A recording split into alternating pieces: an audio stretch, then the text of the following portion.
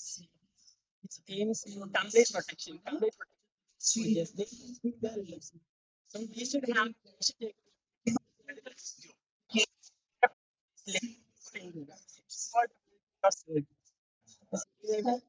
you know, an emergency or yes, everyone can access this from multi-purpose gas detection method. It has gas uses gas check M2. So the actually media everything can be analyzed and check just what is especially and the such military mission and you are the so so we have a military mission and the mission is to save people who are in a hostage home. So we are officers and we are here to save those hostage people. There are little children there. So directly we going there, it's not a good idea, right? Because our lives would be at risk. So first of all, we'll send the cat there. He'll analyze it.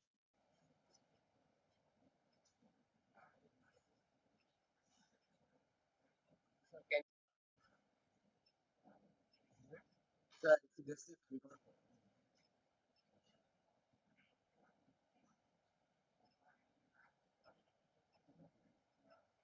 so we yeah, just because in such an emergency situation, justice will be more convenient for people. So moment.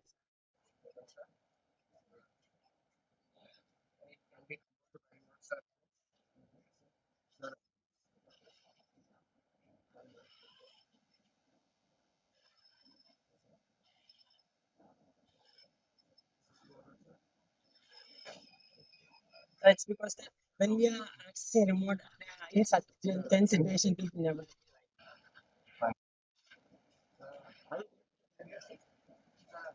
moment is like because I think military they have certain equipment are there. So, but what makes it different is independent gesture control, same hand gas detection, metal detection, even VR vision. VR vision is what is never been existed throughout this world. What's the size of that? What's the size? So we have made it that small because if it's big, cost become large, cost increases, then a potential advantage will be affected. And being eco-friendly is also a good criteria, right? So we made it small and precise. Precisely. Yes, so metal detection systems, sir. So if my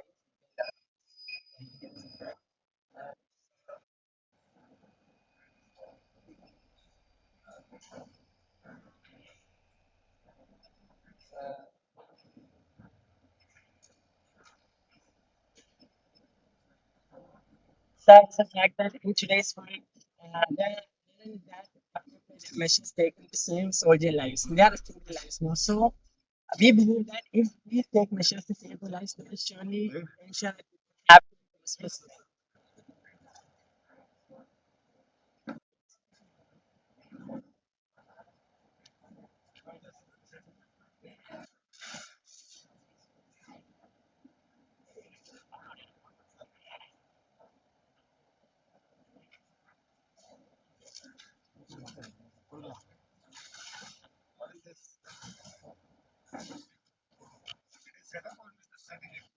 Yes. Okay.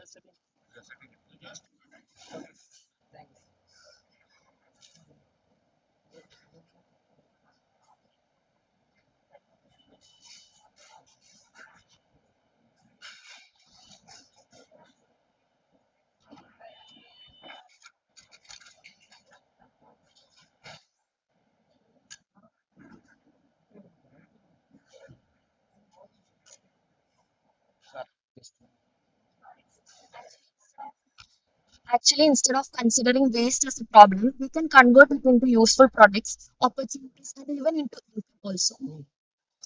Now we'll explain the six main sections that we have. The first one is resource and renewable energy center. The planet is separate all the other sections. These are is generated using solar panels and wind turbines. This powers the entire hub. And instead of depending on the fossil fuels, it's clean and renewable. This teaches students that in importance of sustainable energy. Then the second one is the waste management and recycling. The waste collected from the school can be separated into dry waste, wet waste, and electronic waste. The wet waste can be converted into compost, and the dry waste is cleaned and recycled. The electronic waste can be collected separately for safe disposal and the recycling. Then the third section is the green startup project, where students can work together to create eco-friendly products like compost packets, clothes, bags, recycled notebooks, etc. This develops their creativity, innovation, problem solving skills while also promoting the environmental responsibility. So yeah, we are implementing this in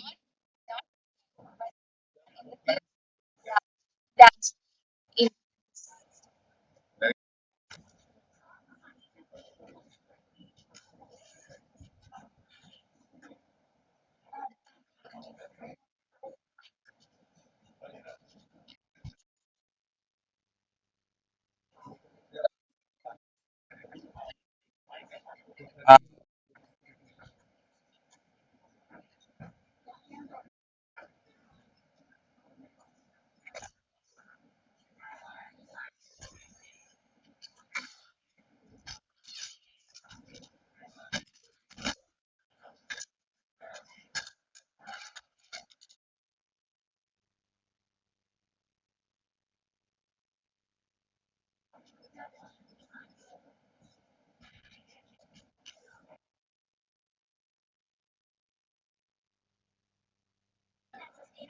experience.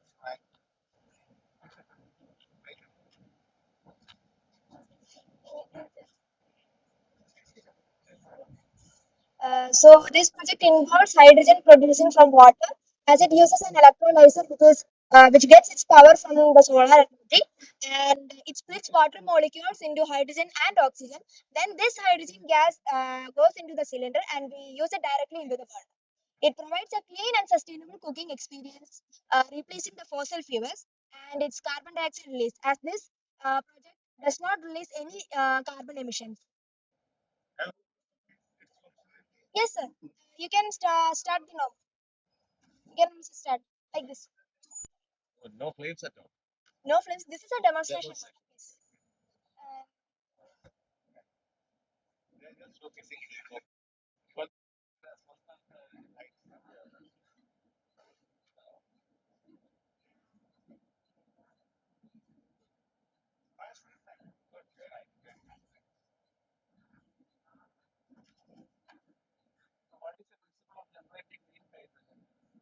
Uh, it is produced from the electrolyzer. Yes. So what we have done here is I thought of making something new. Or I thought of making something new. I using banana. Every piece of banana is used for something, but the bar. So I thought of using the how. So I researched the properties of this bar. So we can see that here is the pulse of the bar. If you can see that there is pulse and pulse also. So it is accessibility. So we can use this as we made them. Normally we use HEPA filters. They are so costly and they are too biodegradable. Yes. Yes. So what we have done is we get the dustbins in there. Yeah. So if we like what is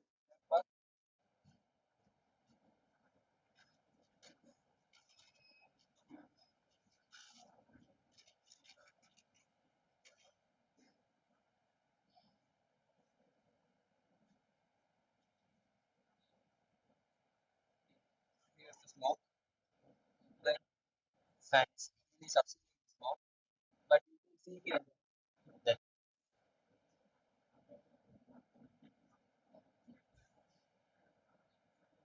the air quality is saying good. You can see here. But smoke is entering the fan. So it is yes, it is insulated, so we can open it. If you open it, air will leak. So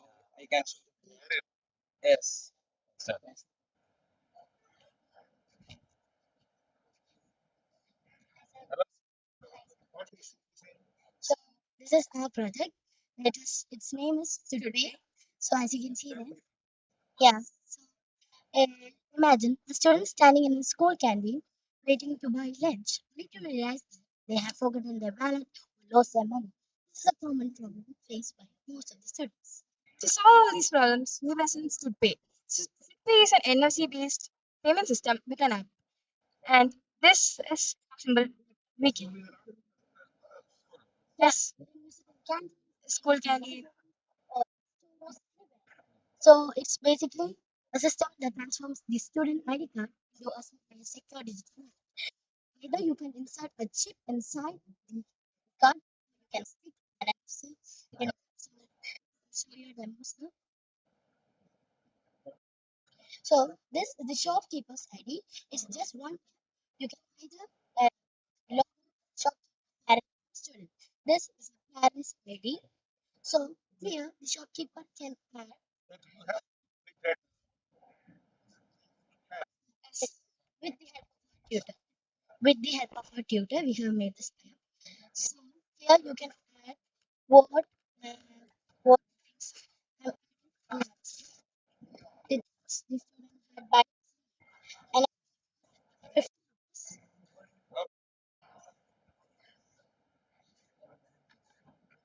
The thing the student had was a nuts, then 50 rupees. Okay, these are the menu items.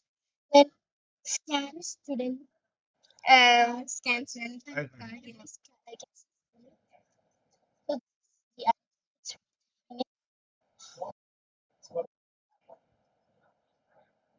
Okay, so as you can see, there's an energy chip inside. But once when I tap the phone, so here you can see the rate. Then you can see the girl is allergic to nuts. So when she tried to enter her PIN and it goes, the shopkeeper can assist the students. Then after the message you have seen the allergic. So that according to the school canteen rules and all, they cannot give it. Then there are many features for this. You can rate then weight limit. You can parents can add the limits. There are many features. Some of them that parents can add set weight limit. Then you can just they should post. Yeah. Then this emergency. Then in case the folks to add money to the main use account, says that the money will be emergency fund. Then there are many, like, they have many features. Very important features. Uh, the parents can mention the allergies of their students in the app. Then students so under the age of 10, parents this, students under the age of 10 can decide what they decide they should not. When they purchase the things, parents message, parents have to receive it within 1 minute. They can either decline it or they can proceed. Yeah, not accept it, they just or leave it what minute. Or go to bed. Then health report depends it's about how much calories, fat, sugars, and the they eat. In the future, we are planning, we'll also monitor how much water the student drinks a day with the help of health.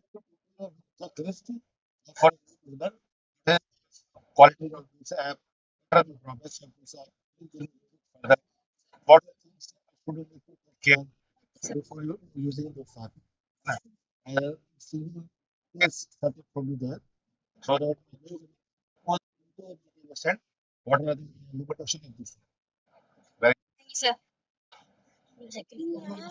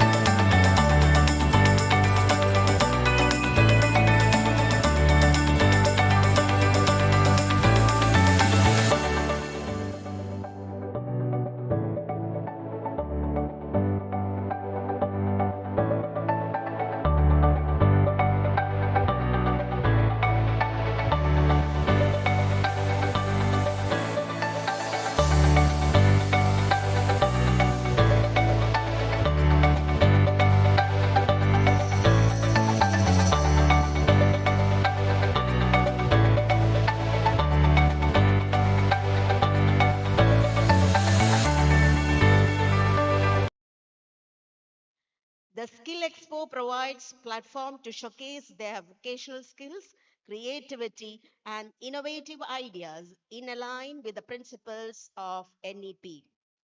The Guidance Festival aims to provide students with valuable insights into future career opportunities and essential skill sets. Srinarayana Public School,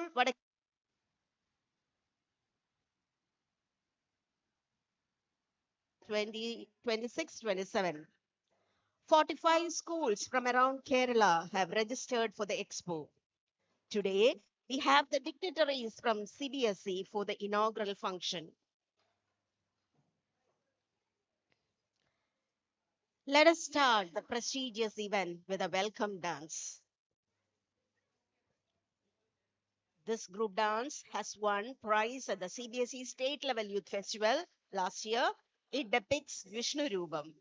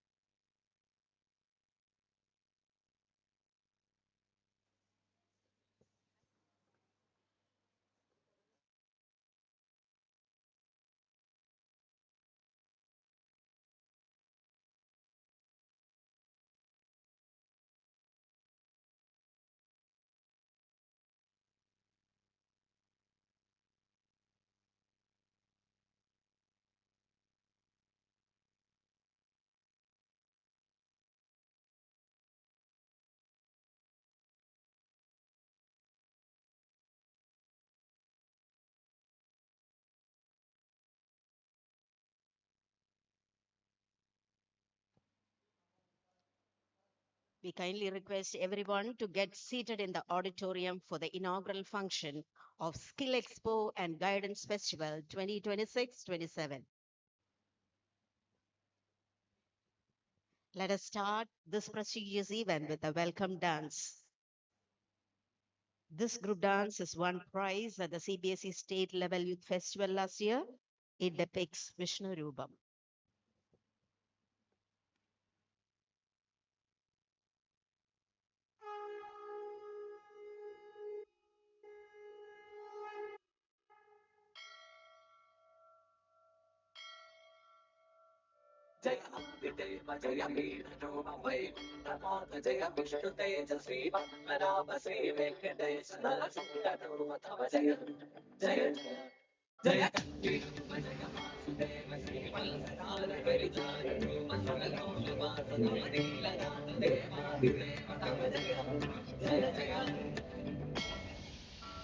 हरिसुन्दरमाधव विष्णुहरे Madhusudan Vaman जिष्णुहरे गिरिधारि Murari विराटहरे जय श्रीहरिवल्लभ देव हरे बहुवेषधरं सुरलोकपतिं प्रणीडभवञ्जन देव जय मृदुहासधरं हरदेव हव्यम् अभिमानसभासितदेव जयम्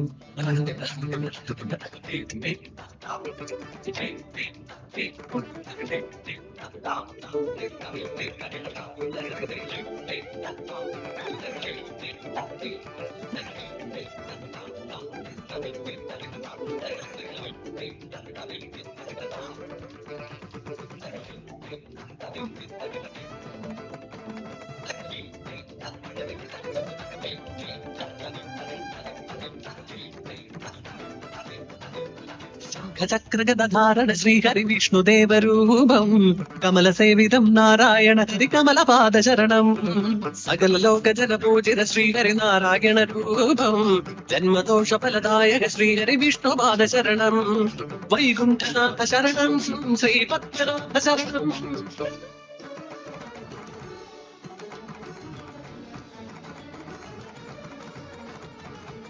അഗസ്ത്യശാപം കൊണ്ട് ഗജേന്ദ്രനായി പിറന്നൊരു ഇന്ദ്രദുഗ്നൻ എന്ന രാജൻ ത്രികൂടഗിരി അതിൽ മതഗജരൂപിയായി ക്രീഡാവിലോലനായി വാണിരുന്നു.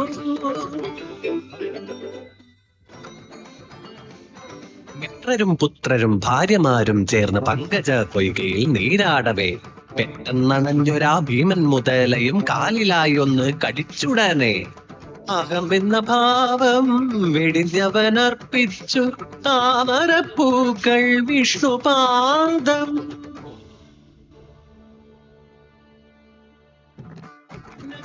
ചക്രത്താൽ ഭഞ്ജനം ചെയ്തു കരി ഗജേന്ദ്ര വീരന് മോക്ഷമേകി.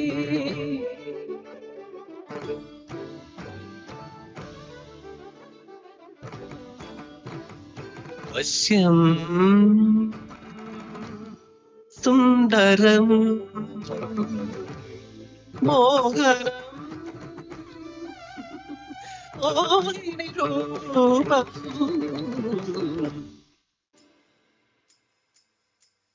കാമാരിദേവന ശങ്കരനിൽ പോലും കാമം ജ്വലിപ്പിച്ച വിഷ്ണുരൂപം. അമൃതകുംഭം കാത്ത വശ്യരൂപം. അയ്യന്റെ അമ്മയാം വിഷ്ണുരൂപം. സുരലോകമോഹിത സുന്ദര രൂപം. ഭസ്മാസുരവധ വിഷ്ണുരൂപം.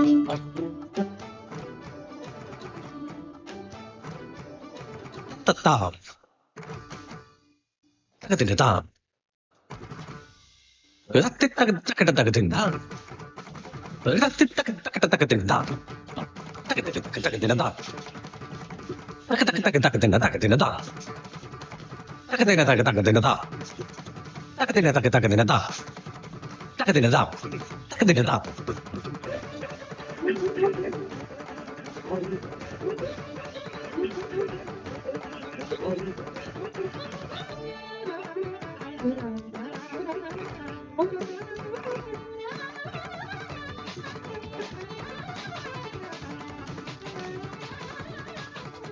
ദേവാസുരഗണ സംയുക്ത ദൗത്യം സമുദ്രമദന സമയേ അമൂല്യദ്രവ്യാദിയ അതിശയനാദുക്കൾ ഉത്ഥാനം ചെയ്യും നേരം പാരിജാതം കാമധേനു ഐരാവതം അപ്സരഗണം.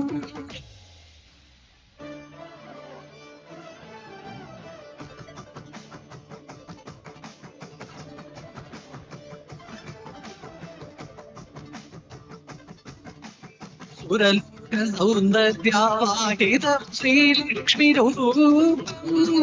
ശ്രീലാഭത്രയായി മന്ദഹാസം ഹരിതൻ കരം ചേർത്ത് സ്വയംവരമായി ഗന്ധപുഷ്പം കോർത്ത വർണ്ണമാല്യം ചാർത്തി ലക്ഷ്മി നാരായണ കല്യാണമായി.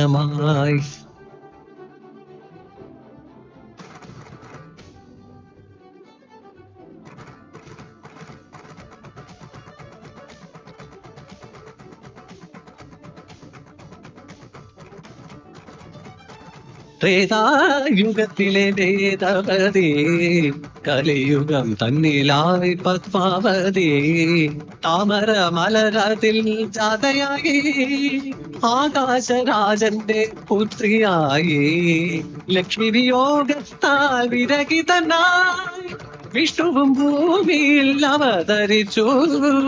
പോയ ജന്മത്തിൻ നിയോഗം പോലെ പത്മാവതി വിഷ്ണു കല്യാണമാ ശ്രീനിവാസ കല്യാണ വൈഭോഗമേ കലിതീരും സേരും സുഗമ്യമേ പത്മാവതി കല്യാണ വൈഭോഗമേ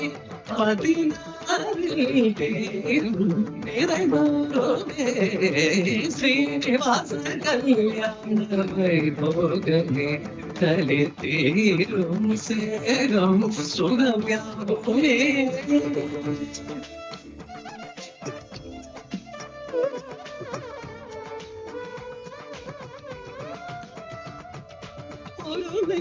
ചേരും പത്മാവതി മറുമാറി ചേരുന്നു ലക്ഷ്മി ദേവി അരികിൽ വിളങ്ങുന്നു തിരുമറുകും അഴകായമരുന്നു ഗരുഡാസനം. ആ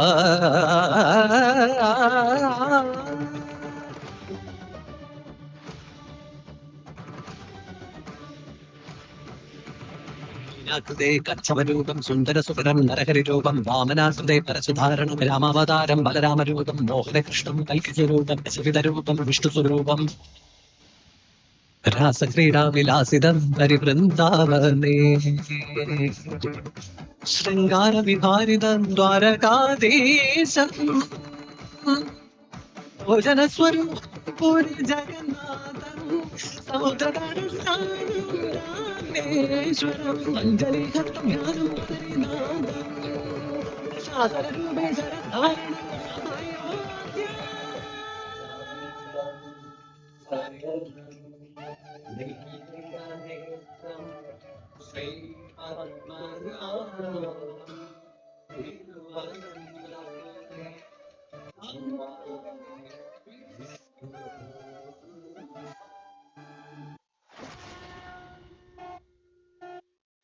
ശാന്താകാരം ഭുജഗശയനം പത്മനാഭം സുരേശം വിശ്വാധാരം ഗഗനസദൃശം മേഘവർണം ശുഭാംഗം ലക്ഷ്മീകാന്തം കമലനഗരം യോഗികൃത്യാനഗമ്യം വന്ദേ വിഷ്ണും ഭവഭയകരം സർവലോകൈകനാഥം.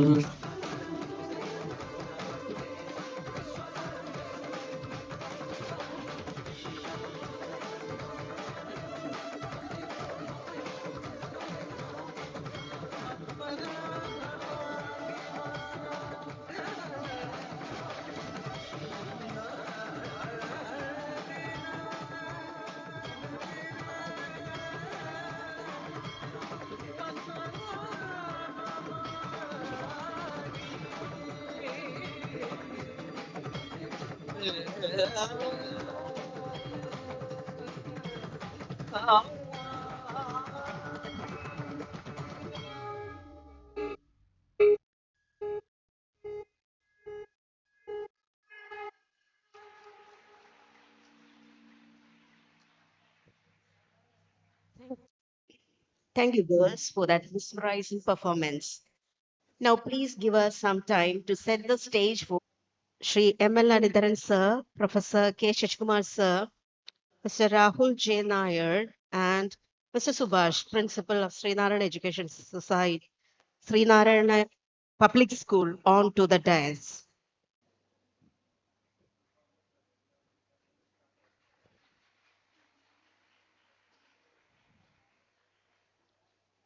Now, let us start the inaugural function with an invocation. I request the school choir to lead us in prayer. They recite Deva Dashakam, written by the great social reformer and philosopher Sri Narayana Guru.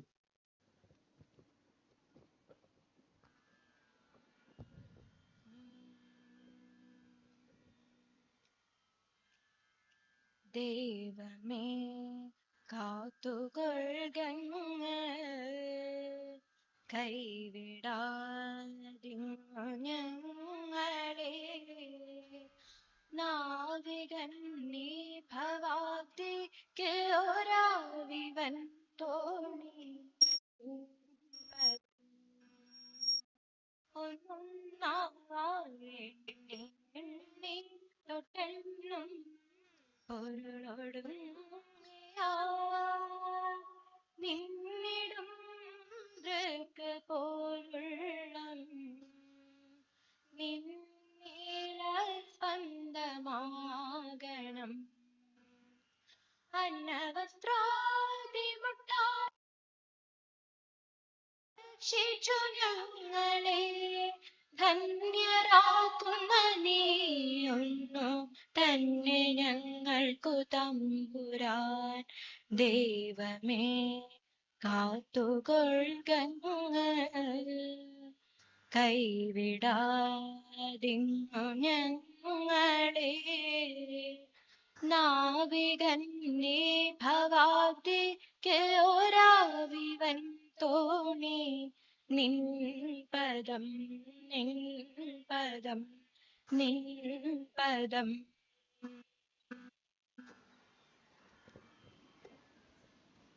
I now invite our Honorable Principal of Srinarayana Public School, Vadakevilla, Mr. Subhash MS, for the welcome address.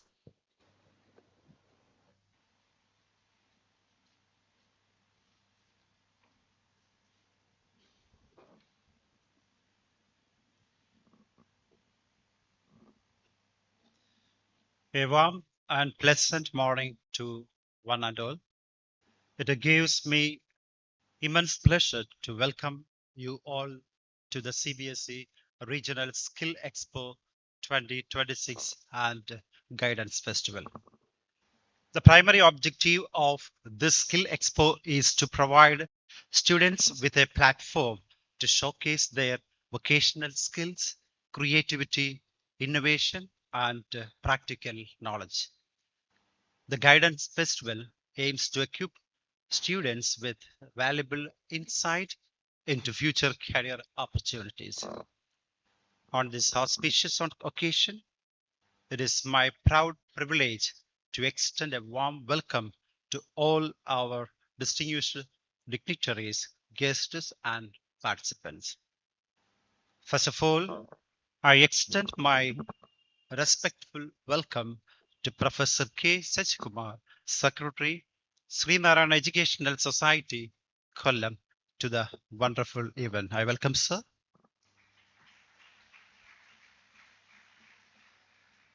I extend my warm welcome to Dr. Vishwajit Saha, Professor and Director, Department of Skill Education, CBSE, Delhi, to this program. He will inaugurate this program in virtual mode. I welcome the representative officer, Mr. Anup Kumar, session officer, RO Trivandrum, to the wonderful program. It's my honor to welcome Mr. Rajiv Pandey, Joint Director, Department of Skill Education, CBSE, Delhi. I welcome, sir. Please give a big clap. With all respect, I welcome Engineer ML Anitharan, sir, President, Srinarayana Educational Society, Kollam. I welcome, sir. A special welcome to Mr. Rahul J. Nair, Vice President, Life Foundation, Trivandrum.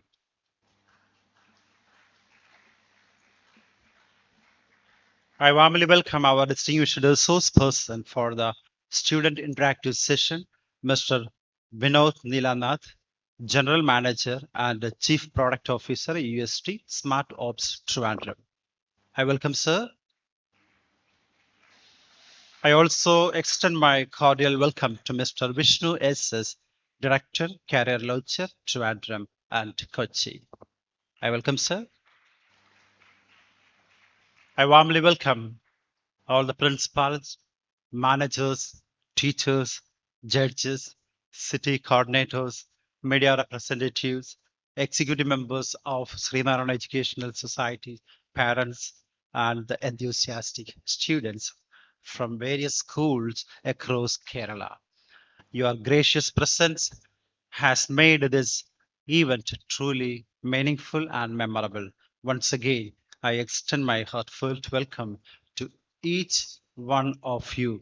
I wish you all a fruitful, inspiring, and memorable day. Thank you. Jai Hind. Thank you, sir. Srinarayana Public School, Vadakevilla, established in 1986 by Srinarayana Education Society, is a name synonymous with quality education in Kollam, with a vision to create change managers and nation builders. The foresight, dedication, and commitment of the management is a strong pillar behind an institution. Our management is committed to fostering academic excellence in academics. Let me invite our Honorable Secretary of Srinarayan Education Society, Professor K. Shashikumar sir, the guiding strength of our institution, to deliver his address.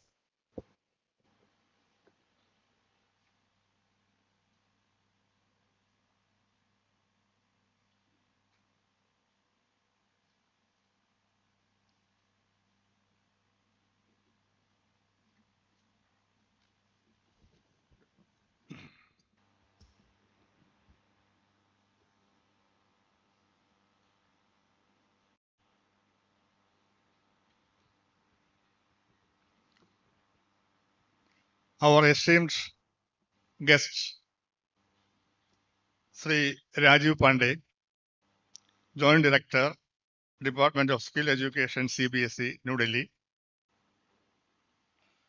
Mr.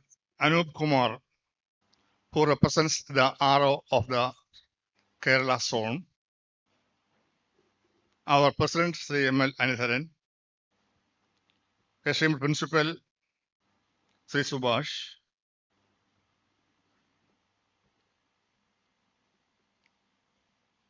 Mr. Rahul Jain Nair, Vice President, Lifeology, members of the Executive Committee of Society, other resource persons who are seated here, principals of various schools, teachers from various schools, of course, my young friends who came from different schools, and parents and all other invitees. A very warm good morning to all of you. Actually, I am elated to stand here to offer a welcome for all those who have assembled here.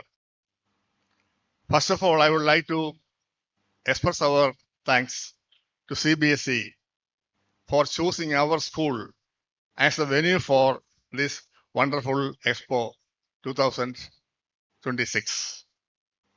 There are so many schools in Kerala and Lakshadweep zone, but all on a sudden, a call from CBSE came to me offering this as the venue for the Expo 26. Naturally, we agreed to that one. And even though it is a short time, we made all efforts to see that this function takes off well and organized beautifully. You know, our teachers have taken a lot of pains to see that this function is successful. And also, we wanted to welcome the guests from different schools across Kerala, the students and the teachers and principals.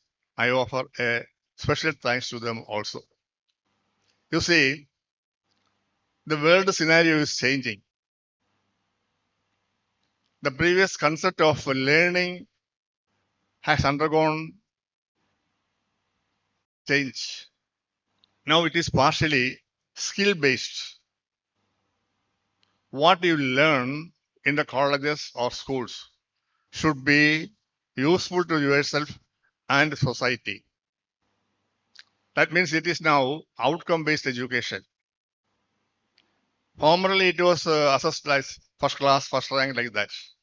But now actual assessment is outcome based. What you have learned and what you are capable of. That's the issue.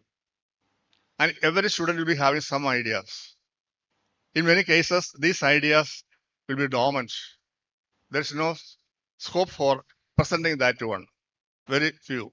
But now, the CBSE has taken a wonderful decision, a very wise decision to see that the inherent concepts and visions of children are brought to light and encourage them to proceed in that light. You know, very many inventions in the world are actually coming from the young minds. Old minds have their own defects. They have been trained in a pattern, and the old minds will take it a difficult point to change from what they have been taught and what was there. But young minds is dynamic in there. So the dynamism is there in the minds of the young men and women. So what I want to tell you is that the future of the country depends on the skill and the dynamism and also the efficiency for translating their ideas into action. Fortunately, India is providing a very good platform for all these things under Narendra Modi. So naturally, we will be identifying some skills here, and those skills can get developed and it can become part of their entrepreneurship in future. That is the main benefit of this Expo. I don't want to waste more time on this one because very competent people are there and also people are here to give some resource persons are there. And again, CBSE training chief Sri Rajiv Pandey is here. He came all the way from Delhi. So let us wait for what they say. Once again, I express our deep concern and thanks to CBSE for choosing our school for this wonderful event. Thank you. Thank you all. Thank you, sir. Now, through the virtual mode, I invite Dr. Bishwajit Saha, Professor and Director, Department of Skill Education, CBSE, to inaugurate this expo. Mr. Bishwajit Saha is involved with the design of curriculum, development of student resource books, and training manuals. It's my honor to welcome Dr. Bishwajit Saha, Professor and Director of Department of Skill Education, CBSE, for the inaugural address. He is joining us through virtual mode. Namaskar. Thank you. All the distinguished guests, respected educator, industry partner, my colleagues from CBSE. I think two colleagues are present in Kollam, Mr. Subhash and Mr. Rajiv Pandey. Satish is present in Vishakhapatnam, Dr. Satish Jain, and of course, I was told that Professor Prabhakar, Vice Chancellor of Andhra University, is also very much present in the school. So it is a privilege is to welcome him, also to welcome all the distinguished speakers for this guidance festivals happening in education. So one way today in Kerala, Vishakhapatnam, and we open the doors to possibility. The Skill Expo and Guidance Festivals begins not as three separate events, but as one shared commitment of CBS to empower every learner with skill, confidence, and direction thrive in a changing world. Across this venue, you will see imaginations take shape, project in innovation, gaming solution, sustainability, innovation in health, wellness, ideas in entrepreneurship, and financial literacy, and creative works in media design and communication. These are not just a display, they are declarations of intent. They shows how classroom can become studios, lab, workshop, and launchpad in the future. So our broad objective, how we can build a strong and practical skill complements academic learning, and how we can connect education which with industry so that learning really leads to livelihood, and nurturing confidence, communication, and collaborations in every student. Guide purposeful career early with well-being at the center. Why does this matter? Because the future of work is already here. The way technology and especially AI is changing us in every time, I think beyond AI also there are certain prospects which we can in, already inherited, and how we can preserve that. That nomenclature is very much essential to understand for all the stakeholders, including teachers, students, and parents. And through that, critical thinking, design, data, making and planning, communicating, and how we can translate the tomorrow's currency into a future's opportunity. So when student prototype solutions, what they are going to showcase today locations, I was told that 40 uh, students are showcasing the model as a team. Code 30, uh, 35 in column, the model are going to be showcased in Vizag. So altogether, I think school will need to forge a partnership with industry so that the participations are more, because of course these are the projects whatever we are showcasing, the shortlisting by the eminent peoples both from industry and academia, we are able to present because which is suiting the theme which we propagate. uh, so our students are really bold, and what way this kind of prototype, while through this platform and also while sitting with the guidance festivals, you'll get an opportunity to network with the schools from the neighborhood, and gradually at the national level, you are going to have a strong network with the students from different part of the country. Now, I think uh, we want a commitment how this network can be a converted into a shared responsibility.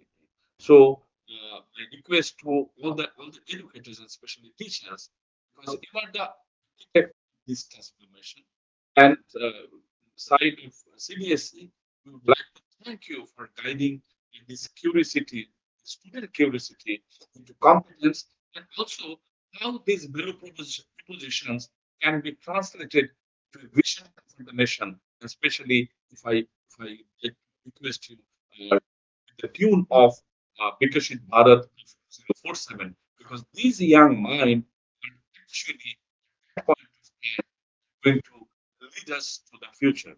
So, as equally, the parents are also responsible, and my request to parent community that stand close to the young innovator, because many a times we mislead by name of academics, because how critical the entrance assessment are there, how critical the board assessment is there. So total focus are many a times towards that objective.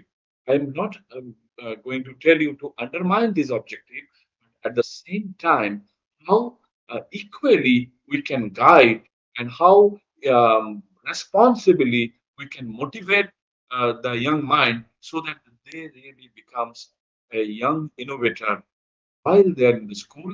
And believe me, with this kind of inspiration, I think they also equally competent to complete their studies.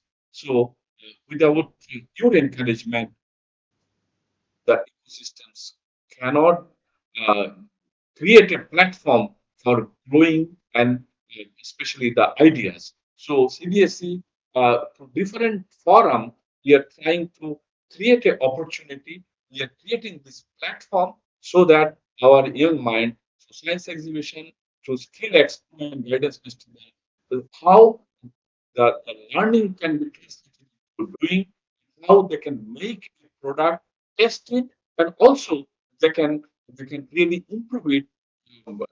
Whether their planning can be converted to a purpose. So that in future, wherever they land, whether it is in industry or as an entrepreneur or in the government ecosystems, a team works, how they can build an ecosystems together, that means a lot. So this initiative through this initiative, let me request how we can encourage the curiosity, how we can encourage the collaboration, and today's life, how it can be converted into a meaningful work for resilient entrepreneurships and shared prosperity. With the pride in our learner and faith in our collaborative effort, I declare the Skill Expo and Guidance Festival open, and thank all the participants, especially the school leaders, for joining from the years, the teachers who are guiding as a mentor to the participant student, and of course the judges who are present here, because their participation is very important, because impartial uh, judgment is actually going to encourage the children. Here I would like to request all the judges, because please encourage the original thinking. Even the presentation is in a shady state of results, we don't mind. Student, on their own, they have created something that belief we need to, we are rather giving that responsibility to you. We discourage a product or prototype created by the markets, whether if it is something ready-made, which are, if any students procured and presenting with their good communication skills, I think my request to the judges, please discourage. They may not be the winner. So the winner should be original thinker. Winner should be who really involved on the projects, and they themselves is trying to create it, no matter whatever, especially the presentation skill and other. So with the support of your mentor, I think they can create some wonder in the future.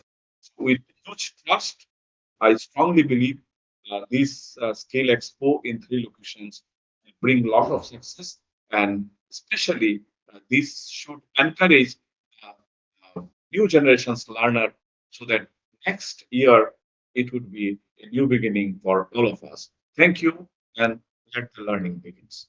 Jai Hind. Thank you, sir, for sharing an insight into the significance of this event. May I now invite Mr. Anup Kumar, Section Officer CBSE, and Mr. Rajiv Pante, Joint Director, Department of Skill Education, to inaugurate this great event by lighting the lamp. I request all other dignitaries on the dais to join them.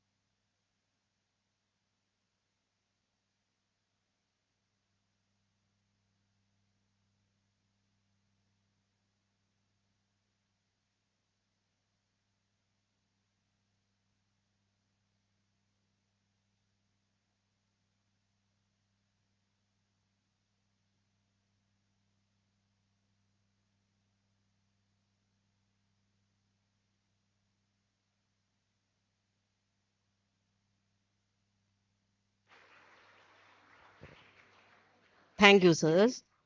Now I invite Mr. Anup Kumar, Section Officer, who is representing Regional Officer of Thiruvananthapuram today,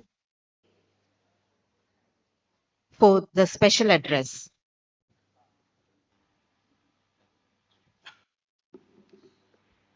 Good morning, all of you. My name is Anup Kumar. I am a section officer. I am here.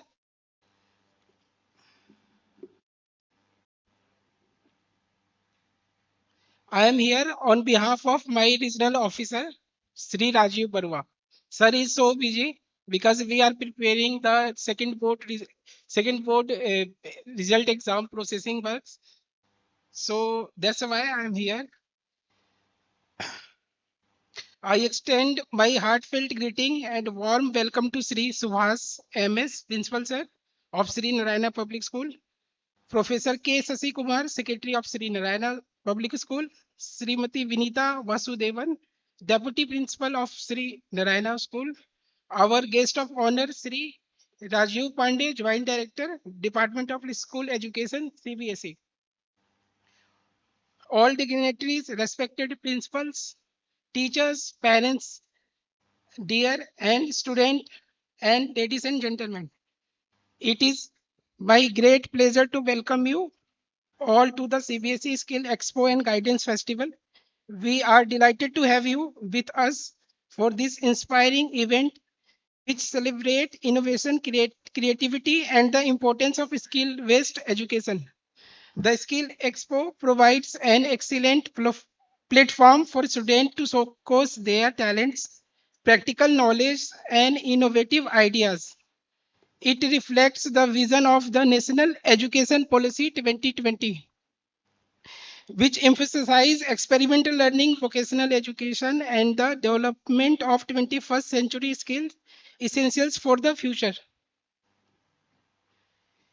Today, we will witness a wide range of innovative projects, exhibitions, and interactive activities that showcase the creativity, dedication, and hard work of our students. I encourage every participant to make the most of this opportunity by learning from one another, exchanging ideas, and exploring new possibilities. I sincerely appreciate and thanks the organizer, the school management, teachers, volunteers, and all the participants whose tireless efforts have made this event possible.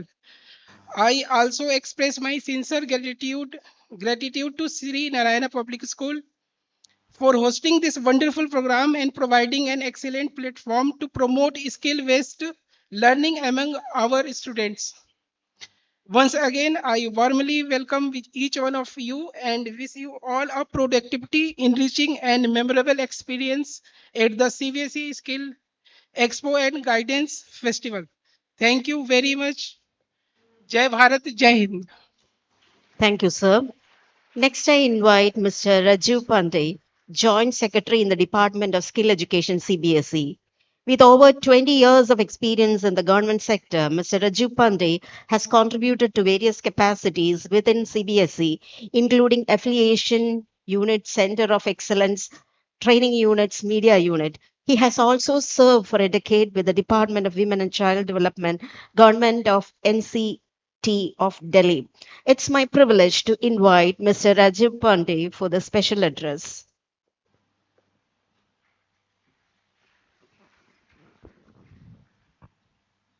Good morning, everyone. It gives me an immense pleasure to welcome all of you in such a vibrant platform that is called Skill Expo. Before I speak anything about the event, first I would like to invite that group which has presented that wonderful welcome song for all of us. Just a moment, sir. Can you please bring that group here? Welcome dance. It was such a wonderful dance, and I would like to recommend to our director to have such a performance in our national summit. Okay. So if any representative from them, sir, if one person, huh? They're coming right now or after that? Okay, okay, okay. Okay. So first of all, on behalf of CBSE, I would like to express my sincere thanks to the management of Sri Narayana Public School. Special thanks to Professor K. Shashi Kumar sir, Secretary Sri Narayana Public School, Kollam. Shri ML Anidharan sir, President SN Education Society, Kollam, for considering the request of CBSE and organizing this wonderful event for all the schools, leader, students, teacher, and promoting skilling among the students. Thank you so much, sir. My heartfelt gratitude to Subhash sir for day-to-day coordination and making all the necessary arrangement for all the schools leader, making a skill expo and guidance festival a successful event. Thank you so much, Subhash sir. My colleague Anup is here from the RO Trivandrum office. A warm welcome to him also. We have such a eminent resource person. We have Mr. Vinod Neelanath ji, Mr. Vishnu ji, and our own Rahul Nair sir.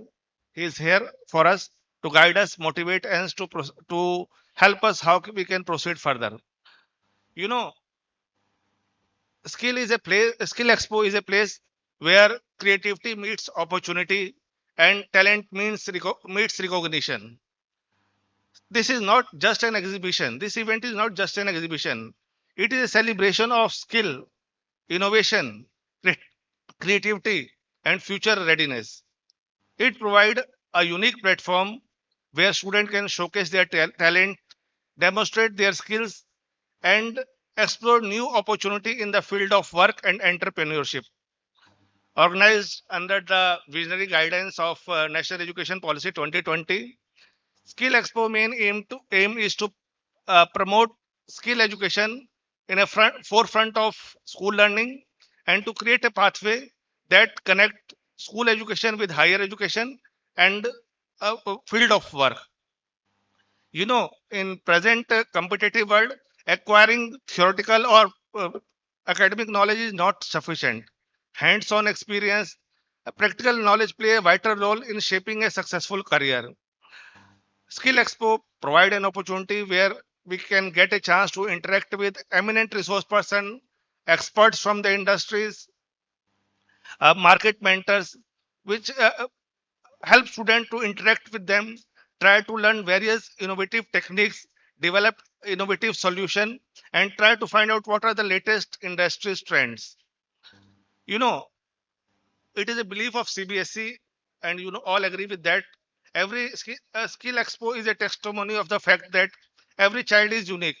If we give them a proper opportunity, tools, and guidance, they not only excel in academic but also do wonders in creativity and practical skills. Along with Skill Expo, we have a guidance festival where the industry experts, mentor can sit together, can guide the student. What are the base of opportunity lies in the market? They not only guide what the student want to become, they guide how they want to become what they want to do. So once again, thanks to all the school management, senior faculty members, senior management people for such a wonderful event. Let us make this event an opportunity where we can learn, contribute, collaborate, and strive further. I would like to tell you one story. Have you heard about a book called Playing It in a My Way? Have you heard about that book? Just raise your hand. It is a wonderful book. That book name is Playing It in a My Way.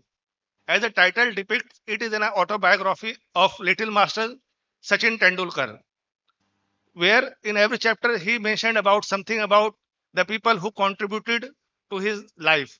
Like one chapter is dedicated to his father, one chapter is dedicated to his mother, one chapter is dedicated to his teacher, one chapter is dedicated to his mentor, one chapter is dedicated to his children.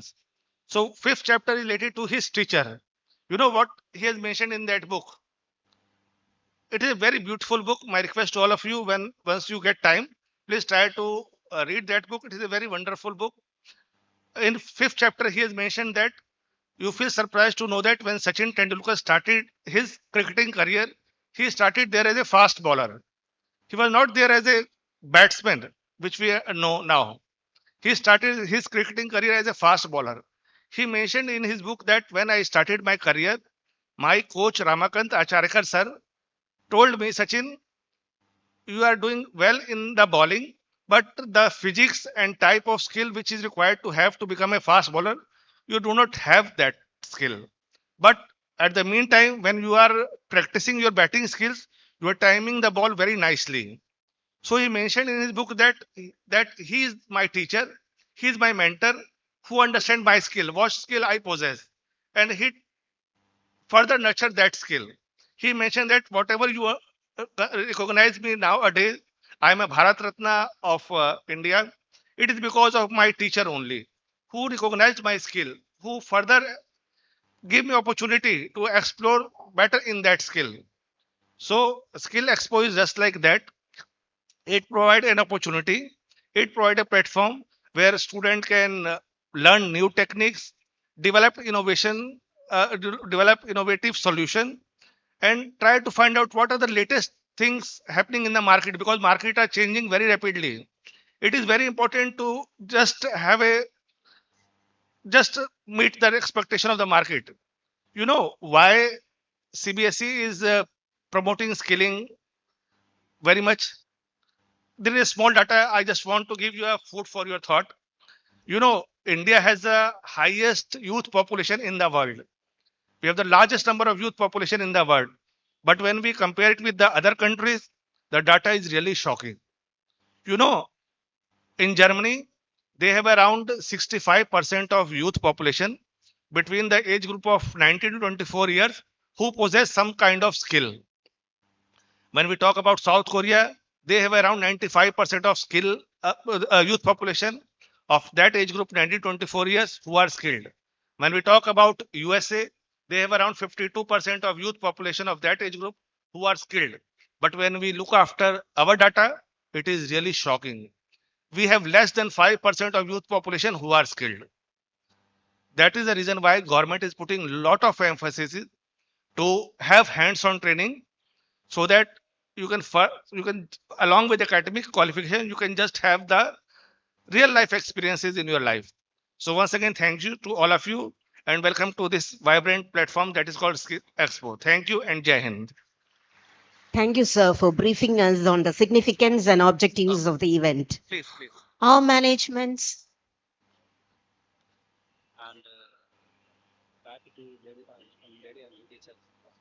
Please come, please come. You present such a wonderful dance. The honorable guest is appreciating the dancers. Sir, I would like to recommend Give them a round our director, sir. applause.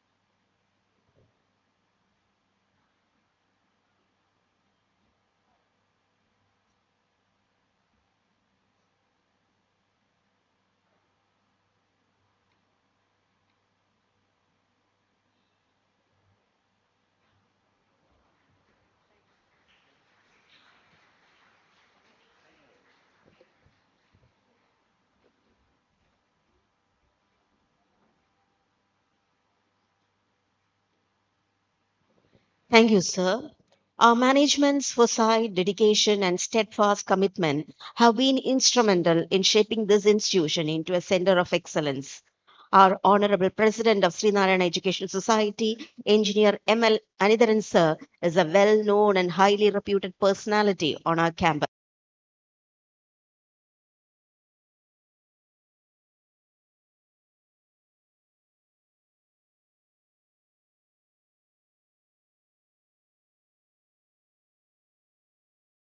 Narayan Education Society for felicitation.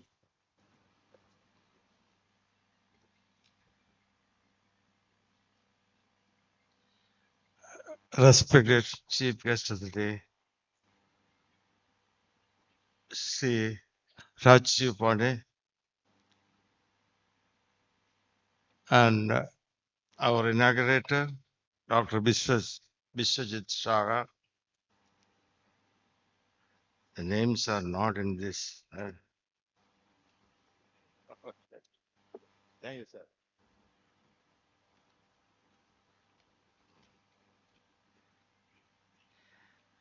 And our dear President, Secretary Professor Shashkumar, our Principal Subhash, then Sri Anup Kumar,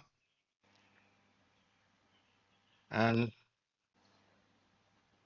Vinod Nilnath, Vishnu SS, Mr. Rahul J. Nair, and other dignitaries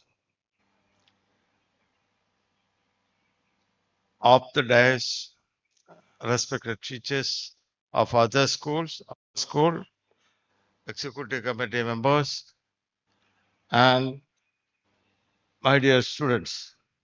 I'm very glad to address you at this time because this is a occasion in which the CBSE has honored us with allotting this festival in this school. CBSE has been for the last so many years promoting the study of children very much. You know, we have been in this field in 1987 and we feel the differences from the start to this day. You know, the initiative of the CBSE, the method in which they taught the children, all those things have definitely contributed a lot to the nation development. You know, in previous years when we were students, we are not cared much by the government or somebody else. Of course, if some teachers are there, they used to help us a lot. And thereafter, nobody was there to care what the children should become. Now, when CBSE started these institutions, you know, the development is fantastic, rather phenomenal. They were very keen to have a different type of education in which the students get knowledge, and the acquired knowledge is useful for the nation. Now they have stepped to the skill expo and guidance festival, and this kind of activities actually help the children to develop themselves. And I think that children should be brought to this field by inspiring them to know for the better knowledge and implementing those knowledge in practical side also. See, we have experts in here to talk on this subject. I am not going deep into it. The thing is that the activities of the CBSE has promoted the overall knowledge development of the children in our state, which is very much improved. And we are very happy that the CBSE has arranged such an event, and hope more will come for us to handle. Thank you for this. Thankful to the participants for they have come from different places to this area, and the management of this festival and the CBSE and all those who are helping us. Thank you. Thank you, sir, for your inspiring words. Now we move on to the CBSE Guidance Festival 2026-27. We have eminent resource persons with us today. We start with the first session, Beyond Marks, Building the Skills to Thrive in an AI-driven World. Our resource person is Mr. Vinod Nilnath, General Manager and Chief Product Officer, UST and Smart Ops Trivandrum.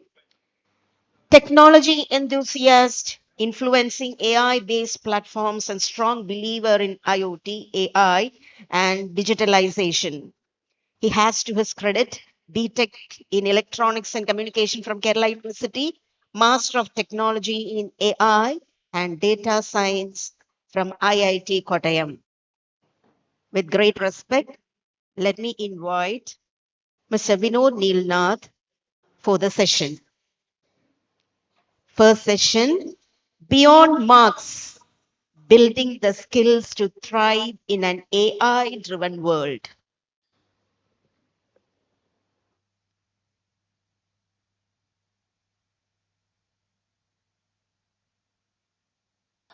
Okay.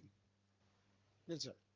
So, distinguished guests, respected teachers, and my dear students. First of all, big thanks. A big thanks to having me here, addressing you, having to hear all those things which are happening.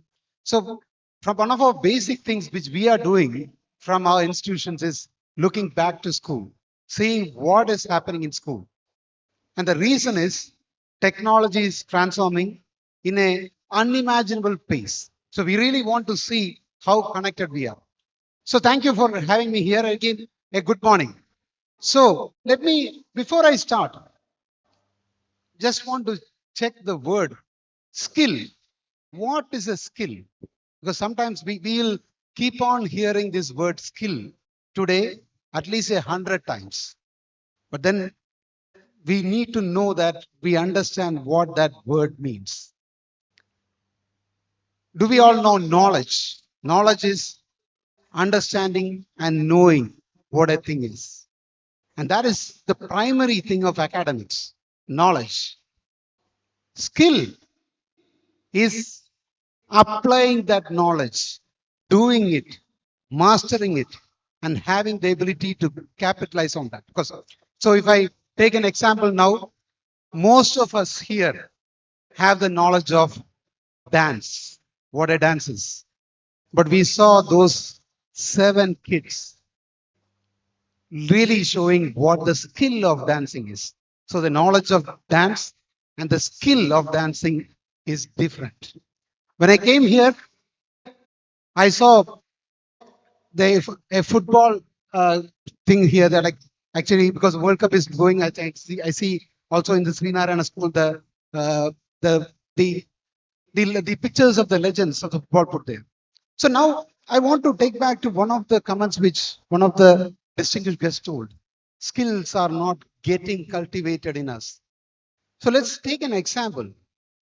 The knowledge of football in India is so high. Even if I go to a tea shop, that person tells me what mistake Messi made on doing the dribbling, etc. But look at how much skilled footballers we have. If you are following the football, there was a team, Cabo Verde. The population of Cabo Verde is the population of Kollam city. Not exactly, not even the Kollam metropolis. Kollam city's population is the population of Cabo Verde, 520 people. And they sent their team, and their team was mesmerizing in the field. Skill, doing, mastering, repeating, that is skill. So whenever you hear that, please understand that. But because so now you will see what is skill. We all know have the knowledge of food, but cooking is a skill. Very less people know. Eating is not a skill because anything which doesn't need a mastering practice doesn't need qualify that. So that you will do it automatically, like breathing, etc. So having said that, let me get to my first slide. One thing which I look at is that when I was studying, when I was graduating, I looked at what can happen to 15 years or 20 years from then. And that was very predictable. Now, if you look at what can happen 15 or 20 years from now, it is highly unpredictable. We don't know whether it's academics. We hear a lot about artificial intelligence. AI is into all modes. But whether AI is going to be there, what is the next step of AI? Or is it going to be something on what you say, your degrees? You can continue taking multiple degrees and all. But ultimately, it's my last bullet. It's your continuous ability of learning which will make you survive. So like if I look at my parents, they had one job and they retired with that one job completely. So he was in this thing, and that part is slowly eradicated. When I came to my generation, I see people in 3, 4 jobs. When I see one generation below, they actually change jobs frequently. And when that happens, continuous learning becomes the biggest factor in 2000. So to tell you, I myself now I'm a student. I'm a student of Vellore Institute of Technology still, doing one of my doctorate in natural language programming. But that is needed for us in these areas. So if you get to the thing, I do not believe in the concept. I do not believe in the concept that marks doesn't matter. No, I never believe that. Marks do matter. Academics does matter. So whatever we tell and hear today, please do not think that, oh, we should have done that. Not the marks, not the academics. Yes, no. This is, people are saying that marks alone is not enough. What is it beyond marks? What is that you have to add on top? So please do not take the wrong meaning that, okay, I was doing a wrong thing. I was just studying. No, no. You have to continue studying, but we will tell what else you'll have to do because marks open doors for you in the first area. And then you can actually do much more when you are. So marks shows some of your characteristics. It shows the discipline you have. It shows how much effort you are spending. So those are inherent skills which are shown from the marks. So marks alone might not be academics, but you actually demonstrate some of the skills by getting that high marks. So there are skills hidden.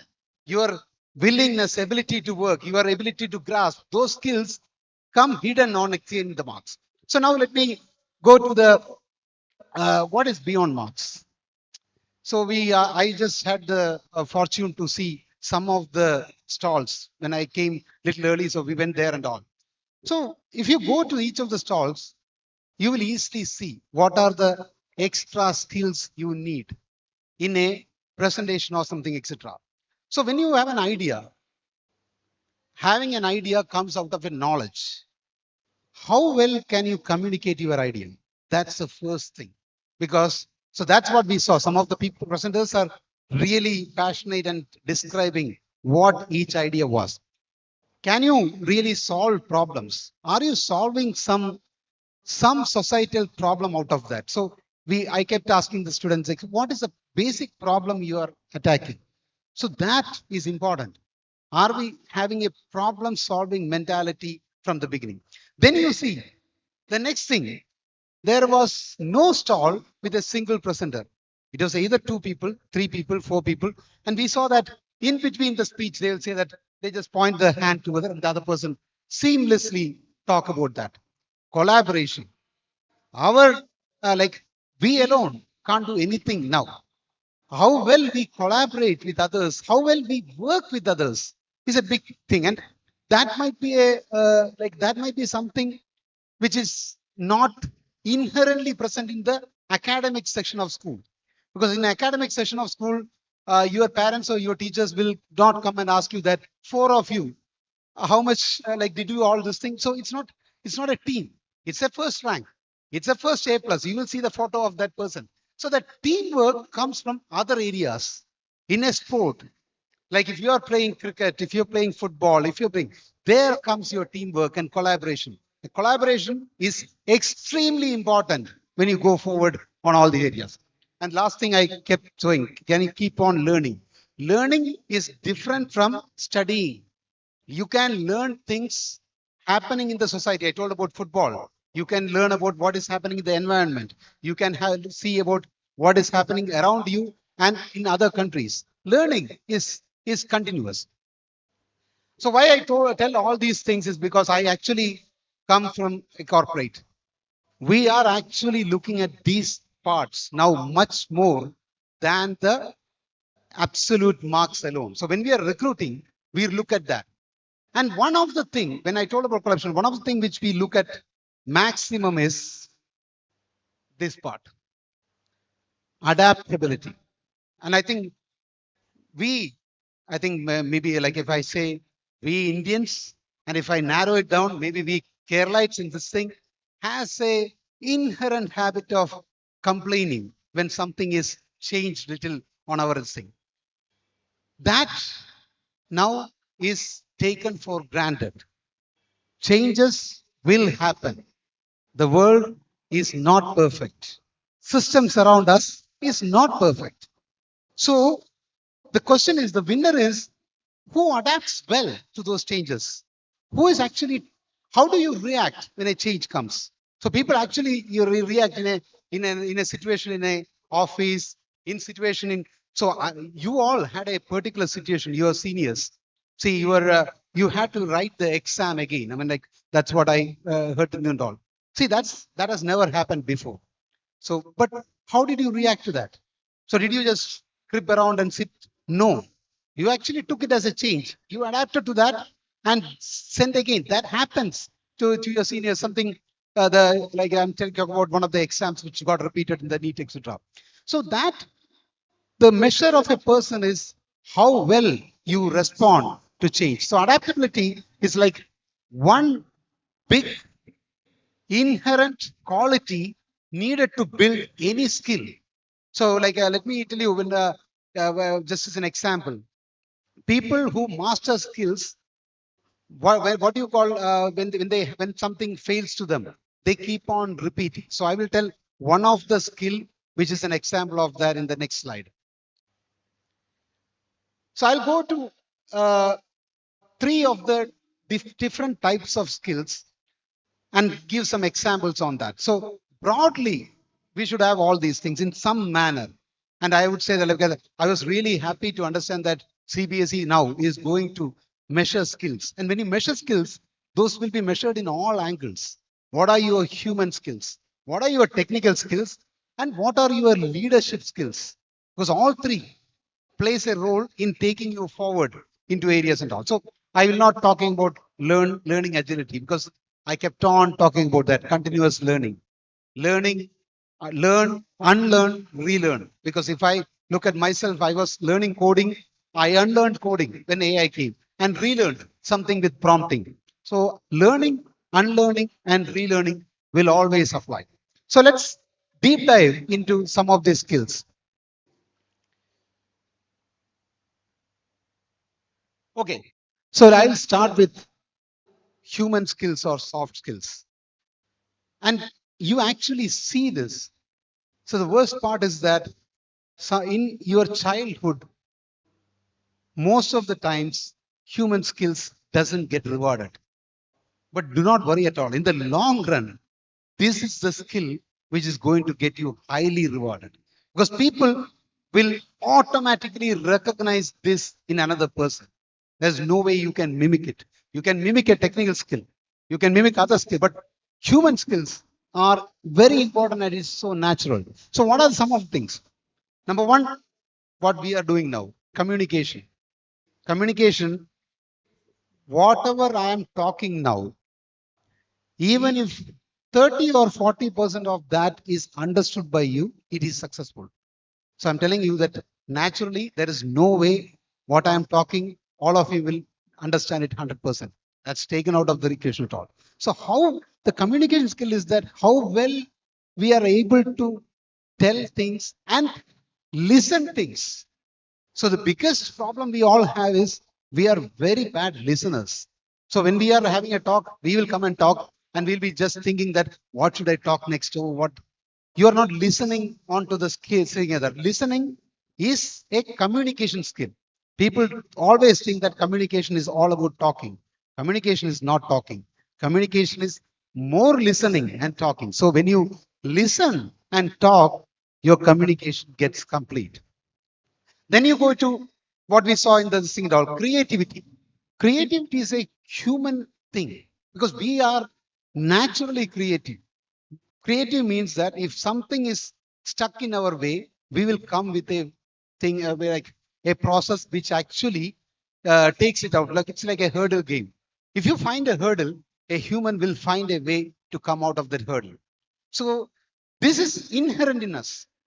So like to give an example which is not that good, but still told in that the biggest space, space expansion, space inventions, the biggest inventions in the areas of warfare happened during the Cold War of USSR and USA. That time, USSR is no more.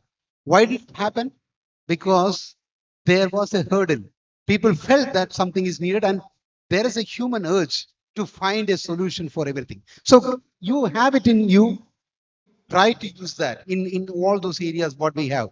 Many multiple things are there. I saw one of the exhibit there, which is which is a ID card making as an NFC and doing some student payments. Very good idea because I think payment is getting a problem for students more and more. Then I talked about collaboration, resilience. When you have a skill, resilience is a very important thing. Resilience.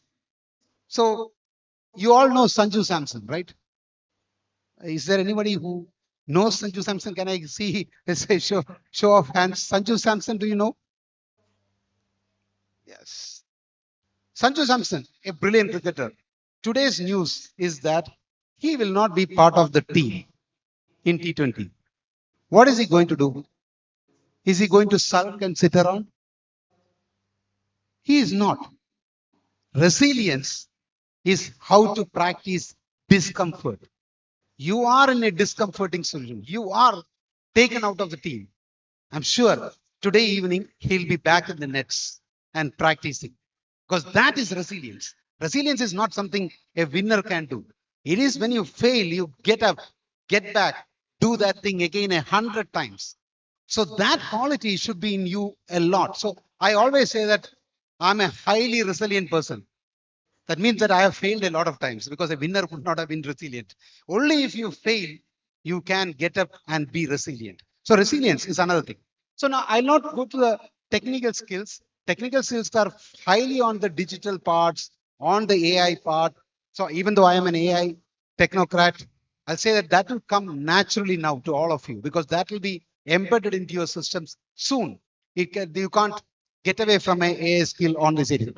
But the most important technical skills I have to tell is that the financial skills. When you're like student, how many of you have a student bank account? Can you raise your hand? Student bank account. Very good. I can see something. Good. That has to happen, because like sometimes people like parents try to overprotect their children and say that money matters. You don't need, tell me whatever you want. That tell me whatever you want, I will take care, is not going to take you anywhere, because you will have to know your financial matters. You and students from their 8th standard or 9th standard should know a lot of things. They should know what income tax is. When your parents are filing the income tax, you should know what is being done. What is it? What is a tax? Because sometimes I even get surprised, because I think I'm not saying so. The first time when a person joins a company, when they get a form 16 from the HR, these are BTech graduates I'm talking about.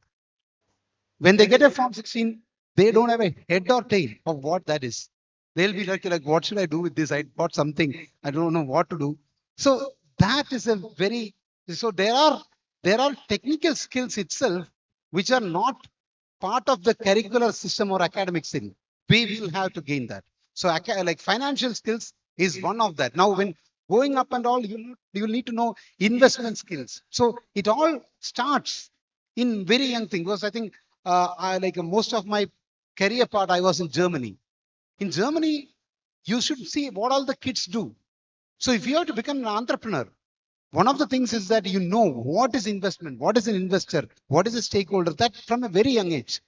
And lastly, leadership skills. Leadership skill is not about standing in the front and being saying that I am the leader. No, you are not your position, your place in a venue doesn't show your leadership skills. People see your leadership skills. People see, can you decide something? Because if, that's a very difficult thing for many people. Because we ask something, do you, even if I ask, do we ever like suddenly if I go to, I spent 10 minutes today in the restaurant in breakfast thinking about whether I should have idli or dosa. So that is my decision skills. See, because you first when you get an idea, decision is not easy. So think about a complex scenario in a professional thing and all. Decision making is seen on students itself. There are a group of students might decide we'll go for a movie, but then they spend next 1 hour deciding which movie. So this is then there will be one person who will actually unite them and saying that this is the place where we have to go. Conflict resolution. Conflicts are natural for humans or animals, anything. It's natural. How do we resolve it? It's not like if we both are not well, just go out, try to avoid with that person, don't talk to that person. So most of the people kind of avoid conflicts. Avoid conflicts means, oh, don't talk about that thing. He doesn't like it. That means you try to avoid. But then when you get into a conflict also, okay, now we will avoid them. Okay, why unnecessarily? So that conflict avoidance might be treated as a good idea, but in your latter part of a career, if you don't really get in, and I'm not saying that you should resolve it by fighting out, no, by resolving it by other means of how to proceed, you cannot proceed on that. And there are many things. Last and least, have you taken responsibility for yourselves? Am I responsible for something? So that is where many people actually like that's not a thing to put a blame on you, but actually the students, the teachers, the parents from very young age should start applying that responsibility to students, saying that you are now responsible to do this part of the areas. So responsibility delegation is an important thing, and the earlier you get into that, it's much easier. So how do we build them? I told you beyond marks. So you should be in your classroom. You are in the classroom, you are practicing that, you are getting marks. But what are the extracurricular activities? So there was a figure of, we are saying that the skills in India is less than 10%, 5%. The skills in US is more than 50%. The skills in Scandinavian countries is more than 80%.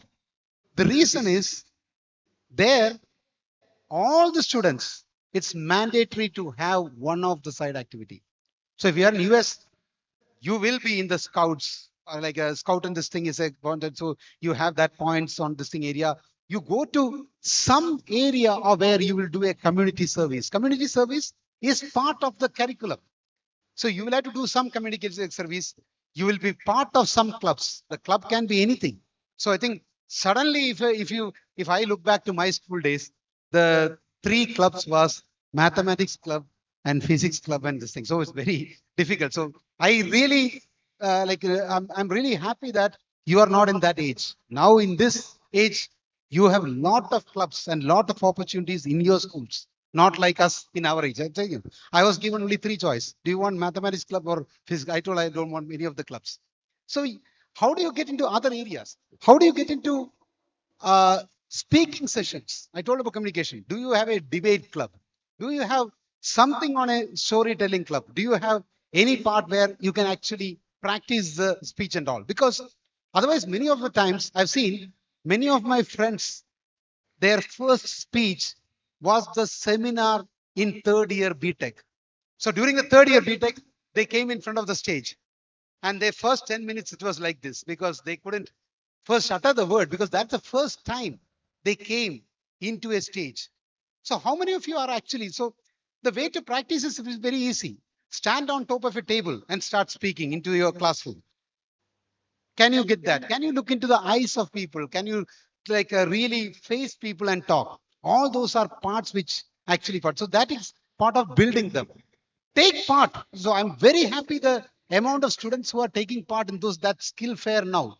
Really good. Take part in those exhibitions, those skill fairs, being part of community projects, being involved in that, not just as a third party, but as the first party itself. So now comes the career part. Why are we talking all that? So we have a like from the very beginning itself. So I will not blame anyone. I will take my part itself. So I still don't know why I chose engineering. So I was in Trivandrum. It was year 1989 when I was in my 10th standard. Most of my students were only going, do we want to go to Trivandrum Medical College or Trivandrum Engineering College? So I told Trivandrum Engineering College, I don't want Medical College. Then suddenly in my pre-degree, I took the branch electronics and communication.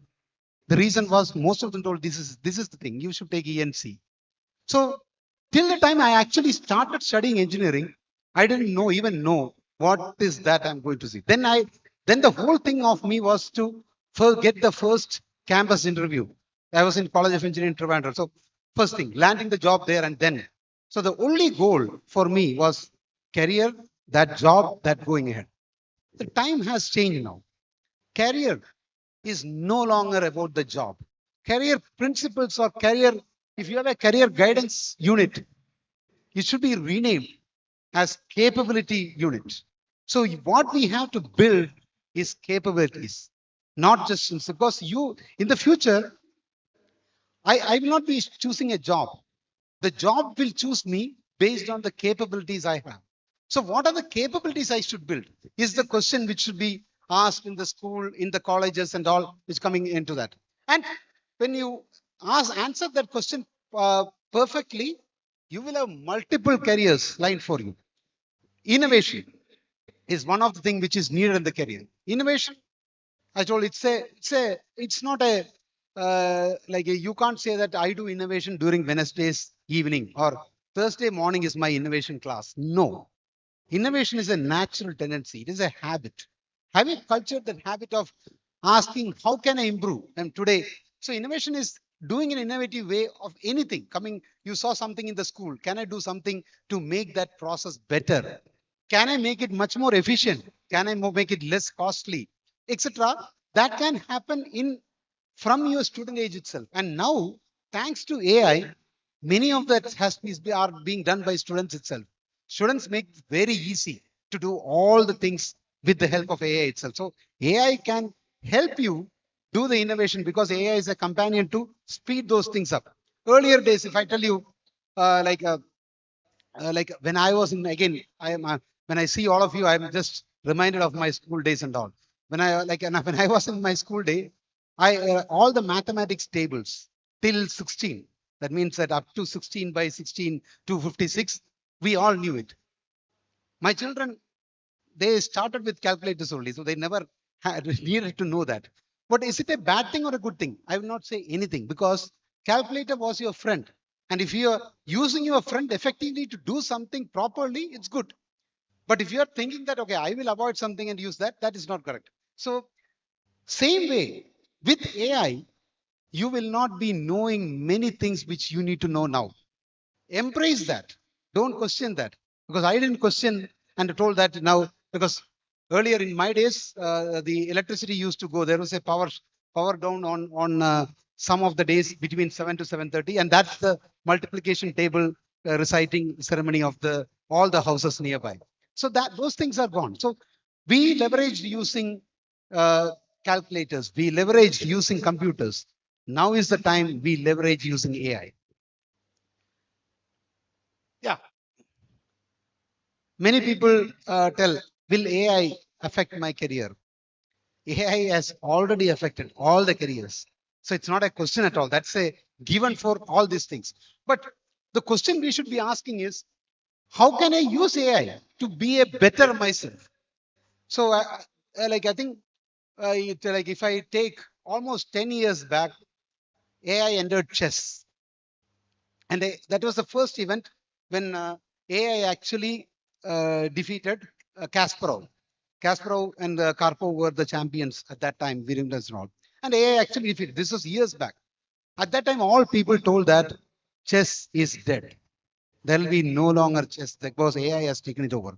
But nothing happened. Instead, what happened is this AI helped multiple people in multiple areas to become better and better at chess. Now, what's the result of that? You know a lot of Indian names, which are the champions in chess. Do you think that they were just doing? No, they have leveraged AI.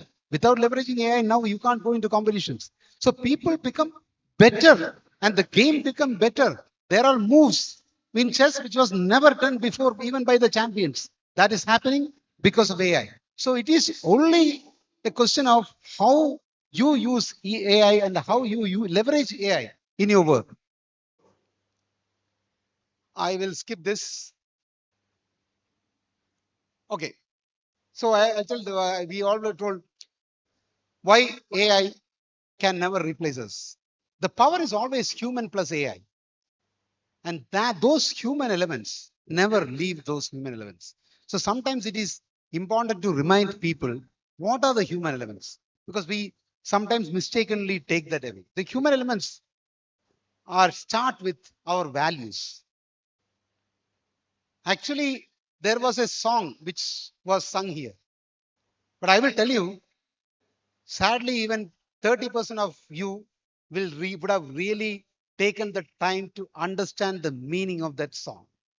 So many values hidden in that. So sometimes we muck up things, we just freaking roll. Listen, because those are the values which actually build us. That prayer song, take your time back again and listen one more time what each of those lines tell. Those are values and culture which reflects us. So that is second thing is get yourself a purpose. What is the purpose? The purpose is not just being the first rank of the class. Something else is there. Help somebody. Helping people is one of our things. That is done by empathy. Because are we empathizing on that? And you are looking at being integrity. So because the biggest quality of humans is that We ourselves know first when we do something wrong. That is the internal character. AI doesn't know, because if AI is trained something and AI does something wrong, it doesn't know that. We have to train it back. But humans, when you do something wrong, before anybody else knows, you know that something has happened. That's an inborn integrity on that. Maintain the human elements for us. Now, people are still scared. Will AI take away my jobs? Will that go, etc.? AI will take existing jobs and convert it into a new broad spectrum of jobs. Jobs will exist which you never even imagined. So AI is going to open doors for multiple career paths. So don't even think that AI is taking. So maybe like that's it's a kind of like a wrong conception from the beginning, that maybe you are dreaming of some job and then that job is taken away. That is not needed. Again, I told, don't dream of a career, don't dream of a job, dream only about capabilities. With those capabilities, you are coming into multiple areas. Sports analytics, such a huge area. Because I think when sports analytics, the people tell how actually a bowler and batsman should do with hundreds of analysis before even they go to play. Sports analytics is a new area which was never there before. Then I'm just naming two or three. Climate and sustainability, we all knew it before, but that now that area will become a huge area in its own. So ESG is mandatory for all corporates. So whatever you do on sustainability, how you go, how you leverage up is a big area in itself. So this slide is just to show that don't get worried that career is over. No, career is expanding. So what is the success formula? So at the end, I always thought that I am in a school. In a school, like whatever you talk, finally you have to give a formula, and you memorize that formula, you become successful. Because I always had a memory of this thing. So let me make it easier for you. What is the success formula? Success formula definitely is academic skills, because study well, that is needed. But in addition, you take some more things. Your human skills. I talked about that. Collaboration, being considerate. Your technology and AI skills. Build some AI skills and all the areas as you do. Your innovation mindset, which we see in a lot of people. I was really surprised to see that from all of them. Next is your continuous learning. Learning never stops. Learning is not going to stop, and people will never ask your degree. You are continuously learning. And last but not least, you are looking at what is the path of success of highly putting this together, and that is character. Character and integrity. So you say, I always say that without character and integrity, you will be initially successful, but it will determine when you should stop. So I will not get the next slide. Next one. Yeah. So let me make you simple what you should be doing to practice it, just to check whether you are able to do this. Make it a challenge. Like our distinguished speaker asked about a book, and I was thinking that many of you didn't, and that's a character we are losing. Reading books, we are dropping down. Read one book. That is a character you should have. Learn one AI tool. There are multiple. I know that many of you are using ChatGPT, but there are hundreds of tools. It's not just ChatGPT. Join one activity, any activity, anything which we is there in the school. And after that, help one person and build one small project of yourself. This is turning yourself into skilling. So when you do things like this and it becomes a habit, you will understand what your skill is. You will understand from one of that my hidden skill is here. Because many of you doesn't know your hidden skill. So to complete that, your parents, that is my age, and actually some of my friends even had grandchildren. So I think I'm my age behind that also. So we were in a real good age where knowledge was enough. With knowledge, we could get it. But in your age, knowledge alone is not enough. You are going to have knowledge, technology, and constant change all the time. So that is why your skill and your capability becomes an important thing. Stay curious all the time. Ask questions. Look at why things are done some way. Challenge that. Make it different, but don't challenge in the classrooms. I'm saying after outside this thing and seeing how it is done, etc. And last, since it is a changing world, how adapted you are in each of the area, that also determines how well you are progressing. So that's my closing remark. Yes, as I told, to summarize it all. So even if you, to make my communication complete, even if you didn't listen whole thing, I just want three of things to be taken out. Your marks are important. That will open your first door. Your first door has to be open. But then once that door is open, after that, your skills will be opening every other door. Otherwise, you'll be standing in that first room. But you are to now go and navigate all the rooms with your skills. Do not chase job. Do not chase career. Chase capabilities. And once the capabilities are there, your jobs are infinite on this. With that, thank you. Thank you very much.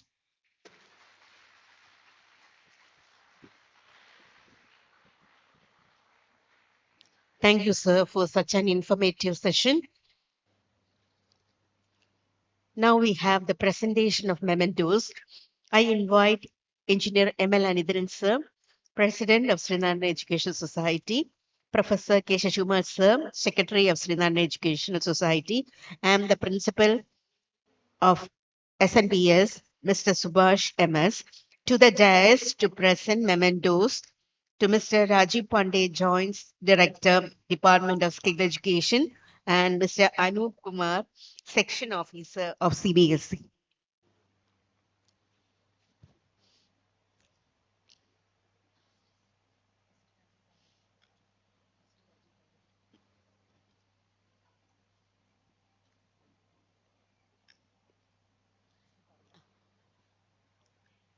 I request Mr. Rajiv Pandey, Joint Secretary, Department of Skill Education, to receive the memento as a token of gratitude.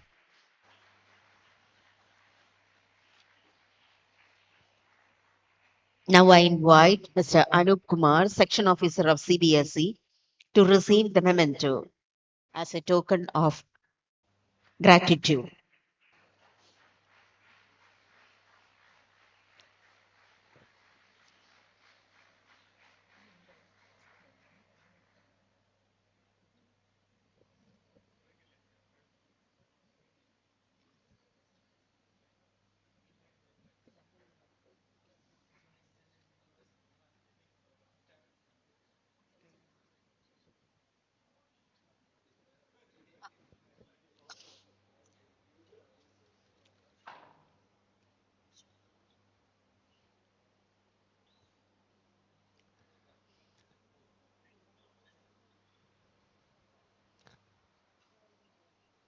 Now we distribute bottles of water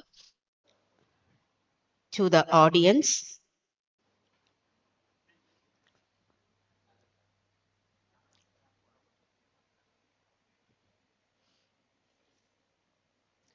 Distribution of bottled water to the audience now.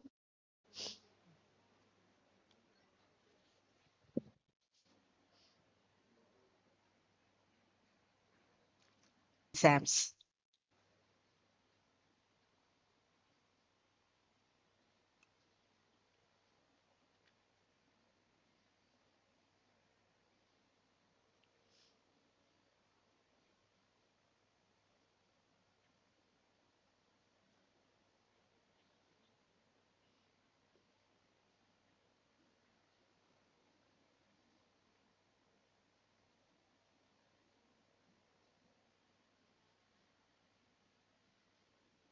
I welcome Mr. Vishnu SS to begin the next session on exciting careers after plus two.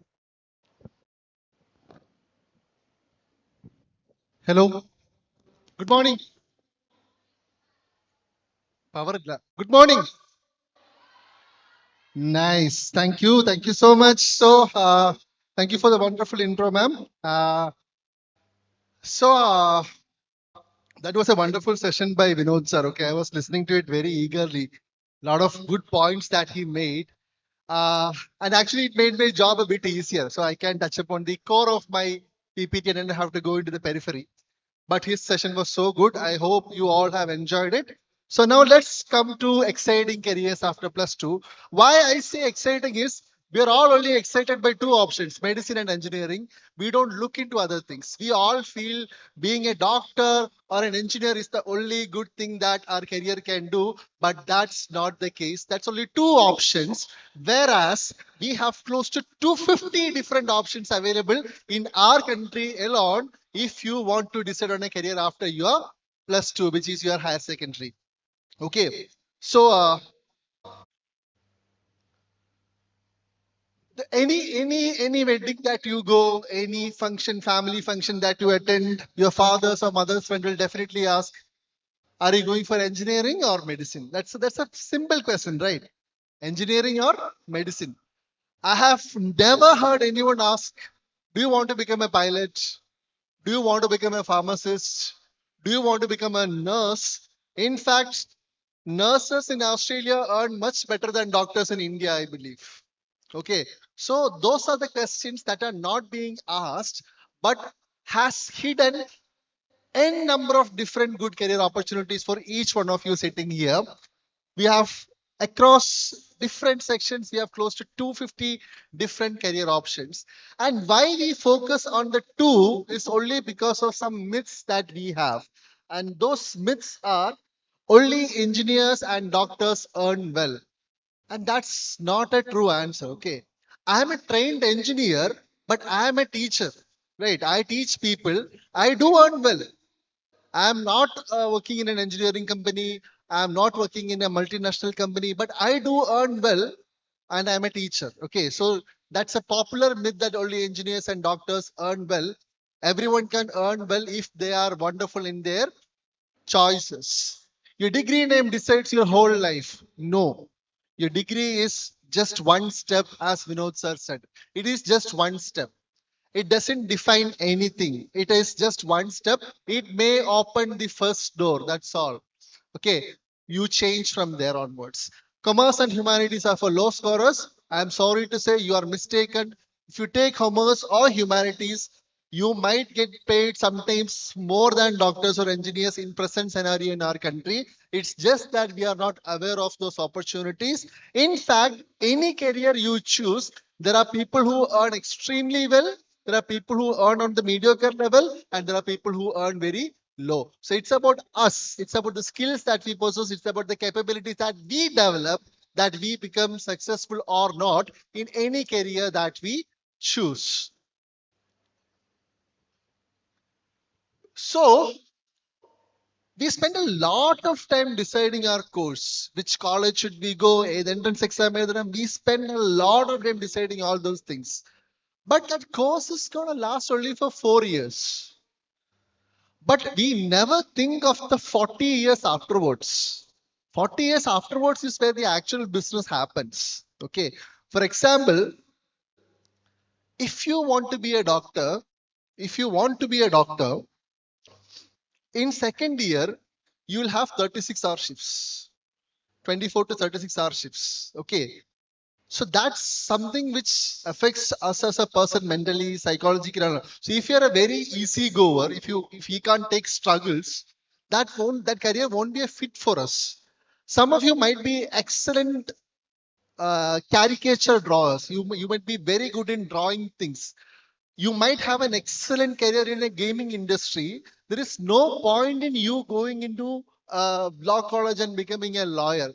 So everything that you do should always align with your aptitude and skills. A career is for 40 years. Okay. So the real question is what kind of work, life, and problem solving that actually fits me. Okay. It should be curated to you, not your friend. Okay.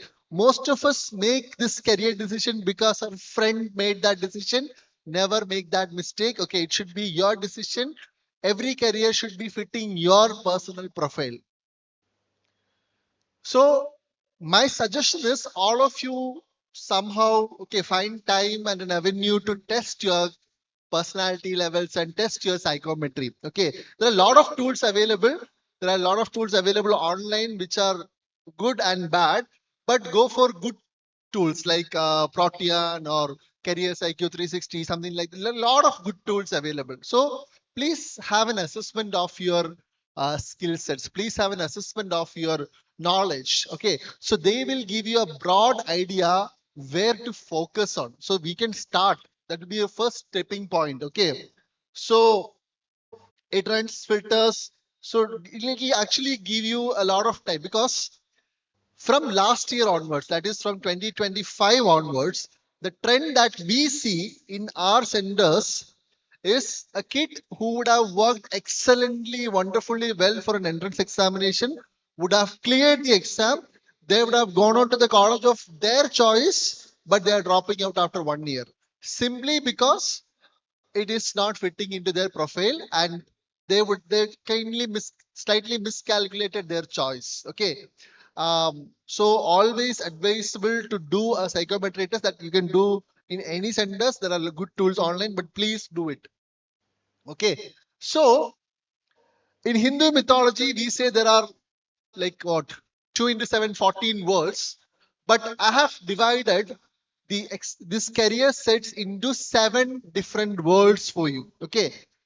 I'm not touching upon engineering and medicine. Most of us know about it very well. So I have divided it into 7 different worlds for you. World 1 is focusing on business, money, and management. World 2 on law, policy, and governance. World 3 on minds and society. World 3 on tech, data, and AI, where no engineering certification is needed. World 5 on design, media. World 6 on hospitality. And World 7 on pure science and research. And first one is business, money, and management. So in India, the number of people who have life insurance is very less, simply because we lack awareness a lot. In India, the number of people who invest in stock markets is very less, simply because we lack awareness. So that's where this course become important. Okay, so you can become a money manager, you can become a business graduate, you can go into finance, and number of different opportunities are available in the area of business, money, and management. Different courses are BBA, you can do in IIMs. Then you have business analytics, BCom. Your different career options are product managers, investment analysts. That's where this insurance, money market, stock market, everything comes into brand strategists. Okay, so all these things are coming under the management side. So whenever we go to a mall, we all see, right, there's a discount sale going on, like 3, 4, 999, and buy one get three free. Who makes these decisions? Those are management decisions. And if you study this course, if you become a brand analyst, maybe you can become that person who decides that offer one day. We don't know. Okay, you just see, explore this opportunity as well. Next is law, policy, and governance. Legal career is one of the most promising career options in our country now. All of you should explore it. Okay, whether it is any stream that you are studying, please explore that career option. You can go into national universities, you can go into good private colleges, you can go into good law colleges operated by the government in different states. But legal career is a very good option. Okay, and some of you might be civil service aspirants who have not yet decided what to do, seeing this wall of honor in this school. So if you are a civil service aspirant, my humble suggestion would be please explore law as an option. Okay, I wouldn't say you should study law, but you should explore law as an option, because as civil servant, if you can get a background on Indian law, that would be really great. Okay, and law colleges like National Law School of India University, Bangalore, Nalsar in Hyderabad, and West Bengal National University in Kolkata. These are the top 3 schools, and most of them offer wonderful placement packages. Okay, and in NLSU Bangalore, placement packages range, average placement will be in the range of 15 to 16 lakhs per annum. So it's as good as any engineering college. So it's a very good course to consider. Okay, you can become a corporate lawyer, you can become a policy analyst. Okay, you can become a, and law, the money is really good. If you can become very proficient in that area, the money is really good in the area of legal. Okay, so real life example. Okay, like you can see everywhere now, like highway construction is going on. So this norms made for land acquisition, the payment, everything will have a legal team also involved in that. So that's a real life example that you can see. Okay, so this is law, policy, and governance. Next is psychology. That is BA, BSc psychology, social work, B.Ed. You can become a lot of things: clinical psychologist, school counselor, HR expert in corporate companies. You can become a behavioral designer. Okay, for example, all of us have the phone and we have multiple apps in the phone. For example, in YouTube, we see shorts. Okay, we see shorts and we keep on seeing shorts. So that is some behavioral scientists designed that to keep us engaged, how to keep us hooked. They have full data regarding what interests us, what do we skip. So they focus on giving the content that we like so that we spend more time there and they make more money out of it. So that's where the psychology and mind, everything comes in. An excellent career opportunity if you want to consider it. Next is tech, data, and AI without a BTech option. Okay, because BTech, the simple thing is most of us have an aversion towards max, but somehow got thrusted up into BTech and will find it very difficult to clear max and physics options. So there are a lot of other options where you don't need a BTech, but still you can focus in data and AI. Like AI is not a course. AI will soon become a way of life, like we use a phone, right? We will start using AI like that. So it's always better to learn AI now itself so that it can be used in any career that you choose in the future. So you can go into BSc Max, economics with data combos, integrated MSc. You have options of data scientist, AI ML engineer, which is machine learning specialist. I don't know how many of you have checked. So we have phones, right? We have phones, and on a fine Sunday afternoon, the phone will give us a notification. Okay, let's say Zomato will ask us biryani kaicho, or the Zomato will ask us this restaurant has an offer. How do they do that? They have our data. They know when do we order. They know what do we order.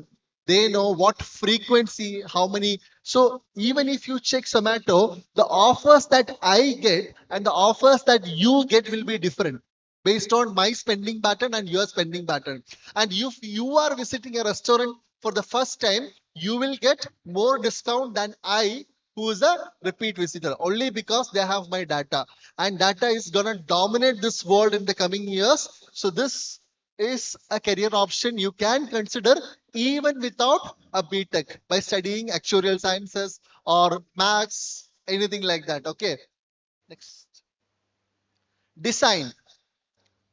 Design is everything. Okay. Movie posters. We all get hooked up on movie posters. Uh, have any of you watched the movie Sukshma Darshini?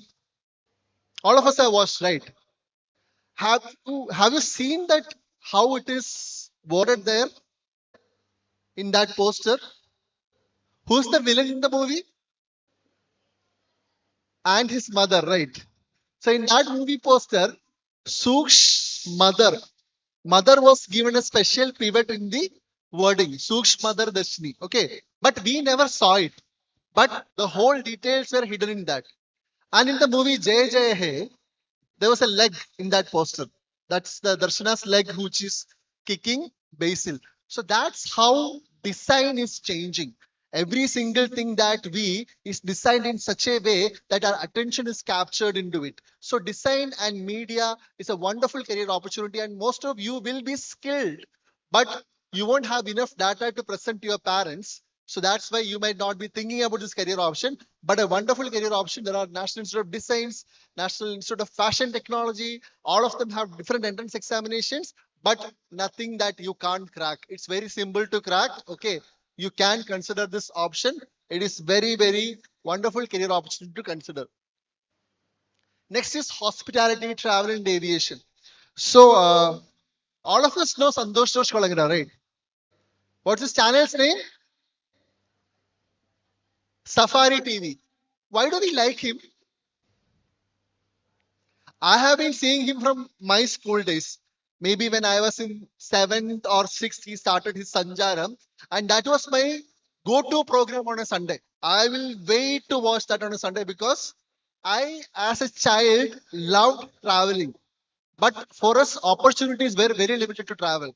For us, a Sunday trip every month to the nearest beach was a luxury at that time. For us, Sancharam was somewhere we could see the world. Okay. But what if that could become your career? Okay. For example, when you open newspapers, you see these ads, right? Uh, like what? Santa Monica Tours is offering a special package to travel to Europe for 12 days. Do you think only travelers go in that? There will be at least 2, 3 guides accompanying them. So that's a wonderful career opportunity to consider. And I've spoken with them. Most of them are only experienced. They have not get any formal education in the hospitality or travel industry. What if you can bring in that by studying in Institute of Hotel Management in Kovalam or Kolkata or Chennai with a proper degree? If you come into the industry, you will definitely be able to be successful there. Okay, it's a very good industry. I have my own students working in Etihad, Qatar Airways as cabin crews. It's a wonderful job to consider. The previous misconception was this hotel management or aviation, it's just a chef's job, only cooking. That kind of a misconception was there. But no, even hospitals like Aster is now hiring hotel management graduates. Hospitals are now becoming like a guest experience center rather than a hospital. So wonderful opportunities awaits you if you're interested in hotel management. IHM, it's a very good course. Okay, it's a 4-year course, and some private colleges offers 3 years course also. I have two of my students this year quit their BBA and they joined their hotel management. They because they realized hospitality is their wonderful job. And especially in Kerala, it's a good opportunity. Like number of Airbnbs, Kerala has the most number of 5-star hotels. If you take geography wise, I think 47 or 48 5-star hotels operate in the state of Kerala. I think Mumbai has only 14 5-star hotels.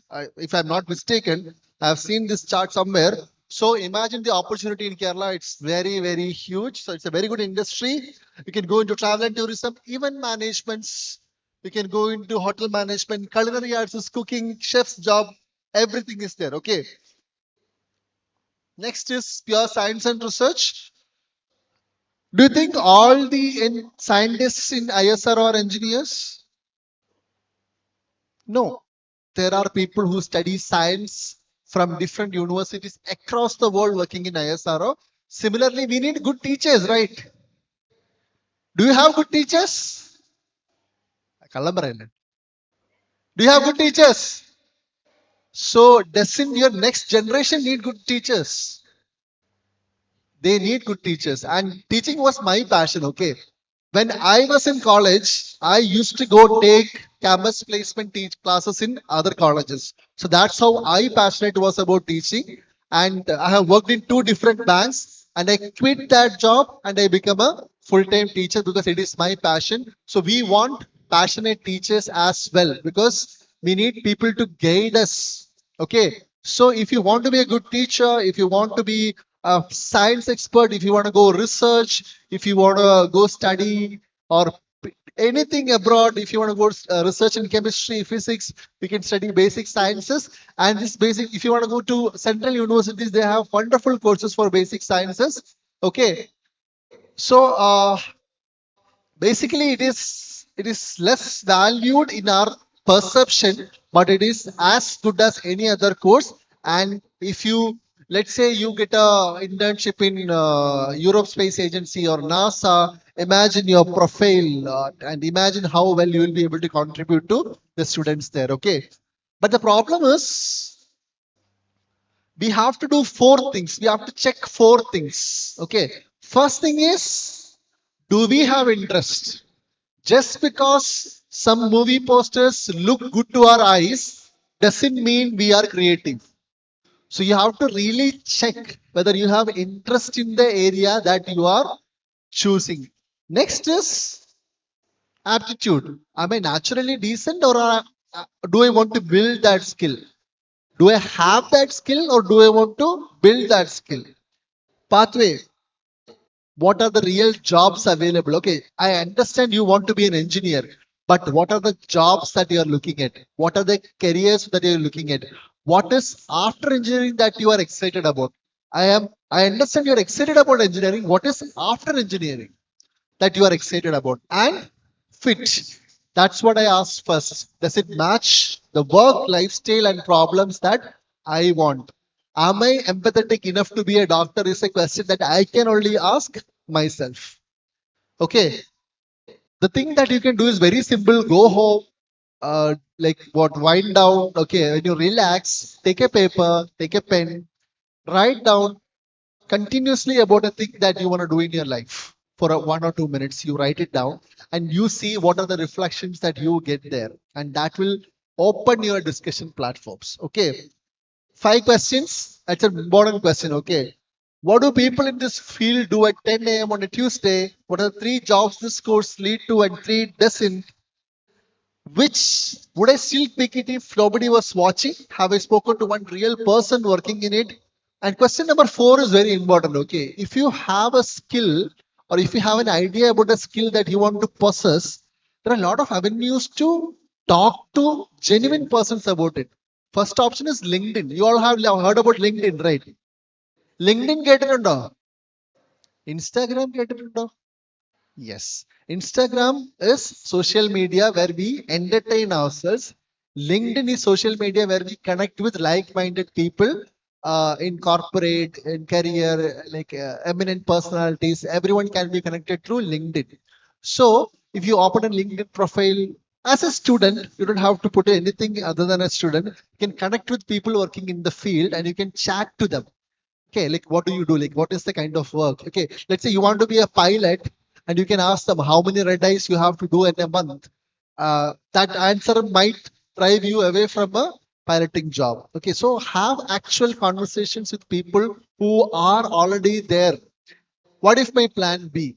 Like Vinod sir said, what is that job? Does it exist after 4 years of course? What is your plan B? How will I use that course as a leverage to propel my career? So all these questions you might not be able to answer now, but start asking them. Okay. Once you start asking them, you will slowly start getting answers. Okay. And the problem is when we talk to our parents, the problem is they don't know this. When I say I want to become a pilot in Etihad Airways, our parents sometimes only know Air India. So how will they understand what Etihad is? It's not their fault. It's our duty to educate them. So when I go present the course to them, when I go say to my parents that I want to be a lawyer, I take the full data with them. Okay, I tell them this is the opportunity of law courses. These are the national law universities available. They are equivalent to IITs in engineering and IIMs in management.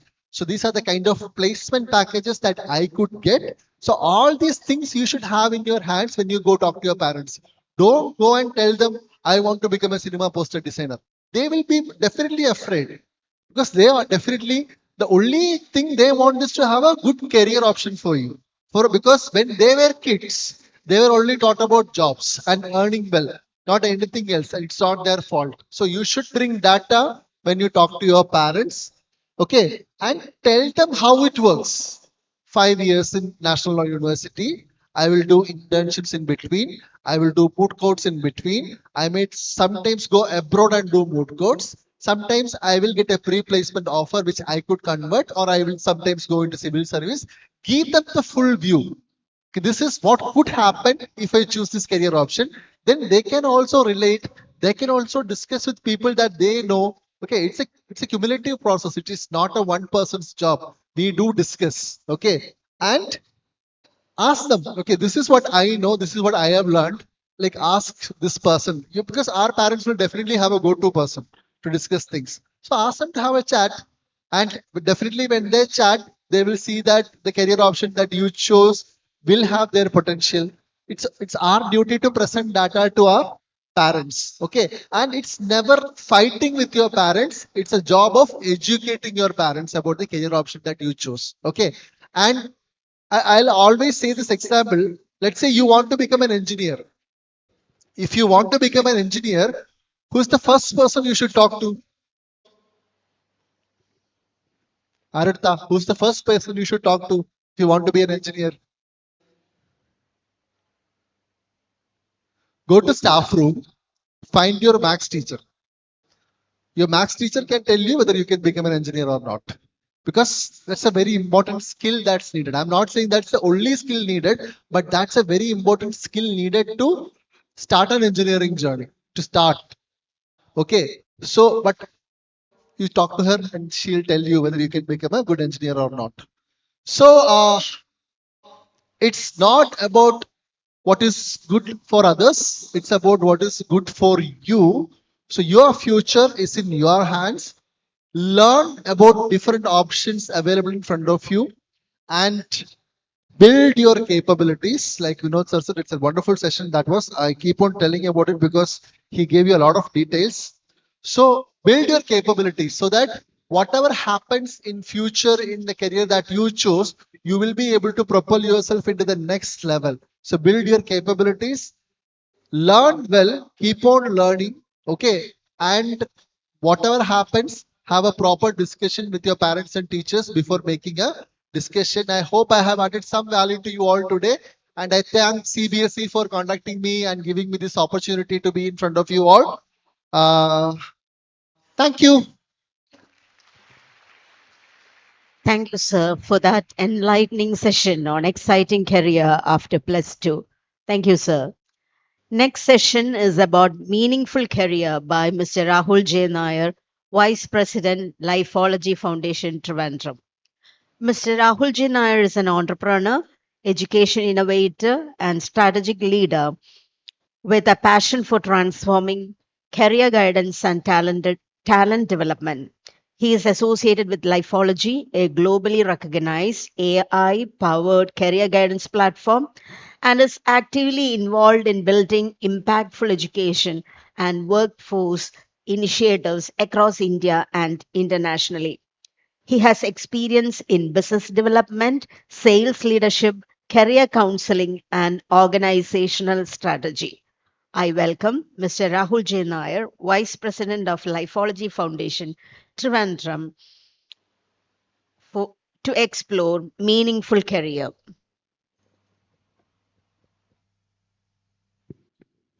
Hello. Good afternoon. Hello. Hi. My name is Rahul. I am the co-founder of the company called Lifeology. You have seen a logo, right? So I know you're sitting from morning onwards. You may be a little stiffy the right time. Can you please stand up for a moment? All please stand up. No, not everyone. Not. Sorry, I mistake. So I'm talking about the students, teachers. It's optional. If you want, you can stand up. It's optional, right? Okay. Do you want a stretch? Stretch your right hand and stretch your left hand. Okay, let's go for a small activity. I want to see who is a smarter fellow here, or maybe group of fellows. So I would like to divide this team into two. This is group A. Group A, and this is group, I didn't say, but you said. Yeah, group B, right? This is group A, and this is group B. Who is smarter, group A or group B? Group A or group B? Okay, so I'll use a word, anybody there. I'll just use the word anybody there. You should raise your left hand and say I. Simple, I. Okay. Now I'll give turn by turn. Let me see the group A. The first one is for group A. Anybody there? Oh, in Malayalam we call it as IA. Okay. Let me see. Anybody there? See, 60 marks. Anybody there? Still 60, near 50, like that. Anybody there? They raised the standard. 70. Anybody there? 80. Anybody there? 90. Anybody there? 92. Anybody there? 95. Show them. Anybody there? Okay, together. Anybody there? Okay, brilliant. Thank you. So all are smart. No, hello. Don't. Okay, everybody turn to that side. Turn that side. Turn that side. Okay. Now, give a massage to your friend who is standing in front of you. Okay, good massage on the shoulders. You give a bit of friendship bump, a few hits. And idiye kodutho. Okay, and then on the shoulders, good massage on the shoulders, right? Okay, thank you. Okay, now turn to this side. Give back whatever you got. Okay, all right. Okay, thank you. Okay, hello. Raise your hand. Raise your hand. Both hands. Both hands. Turn to the left. Sorry. Yeah, left. Turn to the right. Left. Right. And you're ready. Thank you. Sit down. All right. So, thank you very much. I'm both challenged and excited right now. Can you hear me? Hello? I know you wanted to go for more exciting activity outside this room, but I'll tell you, I'll finish this entire session with a lot of meaningful outcomes. Okay, a lot of meaningful outcomes. I'm sure you'll also agreeing with me. And shall I speak in English or Malayalam? Okay, this is an official function. I'm so sorry. I'll try to use maybe some synonyms or maybe other word for the word that I'm using. Now, my session is called the Great Career Crisis. Well, though it was titled a different way, like the CBSE one. No. I have it. Okay, so I have a question. Oh my God, is it working? Yeah. Yes. I have a question. What is the most asked question to a child? നമ്മൾ ഇതുവരെ ജീവിതത്തിൽ കേട്ടിരിക്കുന്ന ഏറ്റവും അധികം കേട്ടിരിക്കുന്ന ചോദ്യം ഏതാണ്? What's the most asked question to a child? Huh? Okay, any smart fellow, raise your hand and stand up and say. Yeah, so we have a smart guy. Yes. What is your ambition? What is your name? Safwan. Can we go for a round of applause for him, please? Okay, thank you, Safwan. Which school are you from? From which school? From the same school. No wonder. Okay, excellent. Okay, now, what is the most asked question to child? What is it? Ambition. And are there any other question? Girls? Anybody asked you the most asked question is like when you want to get married? No? Okay, so I'm wondering. Okay, anyway, is it he said, what is your ambition? Any other answers? Hello? Is it only Safwan here who is smart here? Yeah. What's your name? Brilliant one. What's your name? Excellent. What's your name? Oh my God. What's it? Okay. Yeah, that one. Can we go for a round of applause for him? I didn't hear. I'm so sorry. Okay. Now, so any other question? Any other? Yeah. Did you study for your exams? Very good. Yeah. Which course? Which course you want to study? All right. So which course you want to study? Thank you. For both of them, round of applause, please. Thank you. Thank you. I'll ask you. Thank you very much. So I am sure you'll agree with this statement. What do you want to do when you grow up? Is it true? Well, I wrote it many times. I mean, so many people ask me this question multitude of times. And even my English teachers used to ask me to write an essay on this topic. But my question, why this question is important? Why this question is important? Why should they ask? So many other things are there. But what is the intention to ask this question? Anybody? Can anyone tell me? എന്തിനാ ഈ ചോദ്യം ചോദിക്കുന്നത്? ഈ particular ചോദ്യം ചോദിക്കാനുള്ള കാരണം എന്താ? What is the exact thing? Hello? Is it a tough question? It's a very simple question, right? Why this question is asked? Teachers can also answer, okay? The entire session is for everyone. Why this question is important? Yeah. The future depends upon your suggestion. Excellent. So you wanted to know whether they are serious enough in their future, for the future, and do they have an ambition? Do they have an aim in their life, etc.? But everything is centered to one particular topic, which is career. Yes or no? Which is about the career, right? So I want to tell you, or here my session, I'm just bringing your thoughts into a new dimension where why particularly career? Why particularly this particular career? No, let me go for a simple mathematics. So I'm not so good in mathematics, but however, well, I'm from psychology. My field is psychology. So I got good marks in maths also. But anyway, back to the game. How many years do we live in this earth? നമ്മൾ എത്ര വർഷം ഈ ഭൂമിയിൽ ജീവിച്ചിരിക്കും? Average 50 years. Who is that? 50 years guy. Average 50 years. 16, 16, 60, 70. Okay, okay. Buddy, this is not an auction. Okay, don't worry. 60, 70. Then what else? Okay, let me do one thing. Let's take an easy one. 80 I heard, 70 I heard. Let me take the 80 plus 70 divided by 2. 75. The national average for our country is approximately around 65, something like that. But in Kerala and in Jammu and Kashmir, we have a bit more privilege that we live 10 more years in this earth because of so many conditions. 75 years. So, for example, if you live in this earth for 75 years, 75 years, how many hours do you sleep in a day? 7, 6, 8, 9. Okay, fine. So the easier, I mean, 8 hours, right? 8 hours. So I'm taking 8 hours. So if you sleep 8 hours a day, and if you continue it for 75 years, how many years do you sleep? 8 is 1/3 of a day, right? And if you extrapolate the same thing, 25 years you are sleeping. My God. Doing nothing, you're sleeping. 25 years you're sleeping. Okay. And another 25 years you'll be chit-chatting, having some jokes, or maybe playing games, going outside. So another 25 years is gone for your entertainment activities. Yes or no? And another 8 hours, which is actually 1/3 of a day, we spend on our job, the occupation. Am I right or not? Hello? No, I'm sure teachers will be doing. My mother is a teacher. I know what she does. So do you take your answer sheets and question papers, notebooks, etc. to the home, and yeah, you're working. So anyway, approximately 25 years. That means 1/3 of your life is spent on careers. That's one idea. What's that? That's one of the importance that why this question is important. 1/3 of the career is spent on careers. Number one. Number two, any smart fellow here, any smart guy, any one smart guy. The first one will be called to the stage, or maybe you can stand there. Any smart fellow. 1, 2, 3, 4, 5, 6. Oh yeah, fine. Thank you. Stand up. Okay, I have a good trick for this. Can you? What's your name? Amrit. Oh, Abdul. Atul. Abdul. You're right. Thank you, Abdul. Thank you. From which school are you from? TKM school. Okay, right.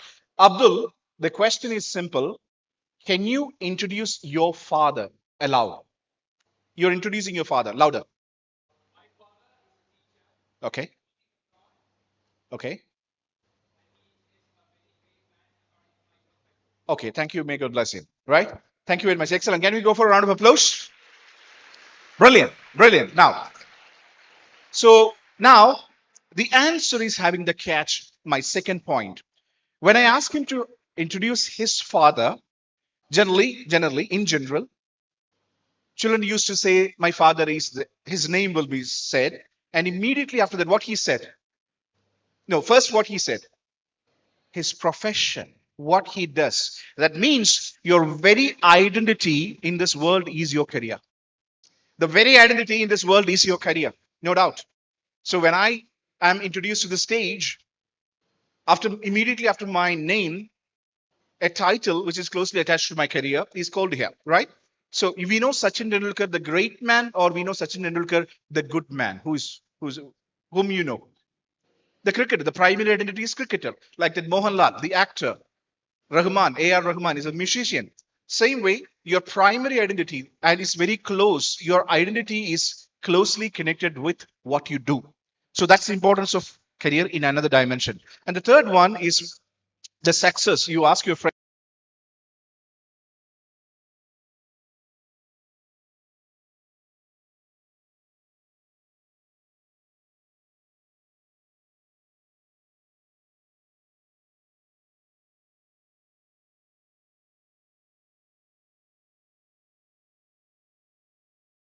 Mark teachers, yes or no? So I got 50 A plus from a 60. What euphoria, right? So the satisfaction is closely connected with what you do, and there are many reasons. Like every day you'll be interacting with a minimum of 5 people who are from your own team, who are doing the same job that you do, or similar kind of, your team members. That is also connected with your friendship. Maybe or mostly will be from the same career. It's not a primary answer or primary reason, some of them, right? And many reasons. So the career is very important. The selection of a career is the most important thing in life. And there's a saying, there's a wonderful saying by a person called George Bernard Shaw. And he said, success of an individual depends on 2 factors. Success of a man, that's the original one, but I'm just bringing it to make it politically correct. Success of an individual depends on 2 factors. One, his or her spouse. Second, what they do. Yes or no? And the original version is success of a man depends on 2 factors, his wife and his career. So success of an individual depends on 2 factors, largely, and I'm sure the people here who are married, who are doing some job, will definitely agree with this, right? The life that you have with your partner. Second, the career. Success of an individual depends on 2 factors, the career. So that's a huge importance to the career. But my question, how do people select their career? So my part is speaking about the meaningful career. I'm sure all the speakers over here spoke excellently about different careers, different fields, and what to do. Half of my slides go on waste because some of them are taken by Vinod. I'm so sorry, because we think alike. That's why. So Vinod said so many things, an enlightening one, excellent. So I will be skipping some of them for a quick movement because I'm supposed to do a marathon, but rather out of the time pressure, I'm doing only a sprint very quickly. So 15 minutes, I'll be winding up. So how do people select their career? How do people generally select their career?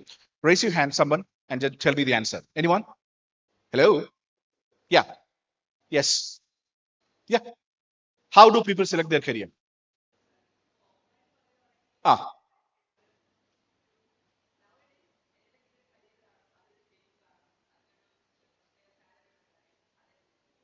excellent.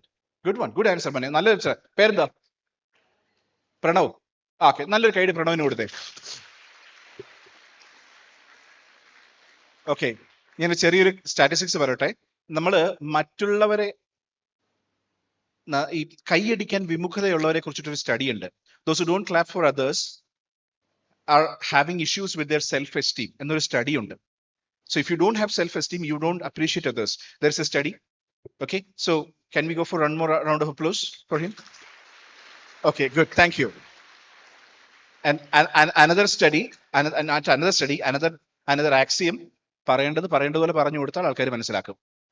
Yes or no? Okay, thank you. Just kidding. All right. Now coming in. So how do people see the selection of career? Some of the mistakes that people commit.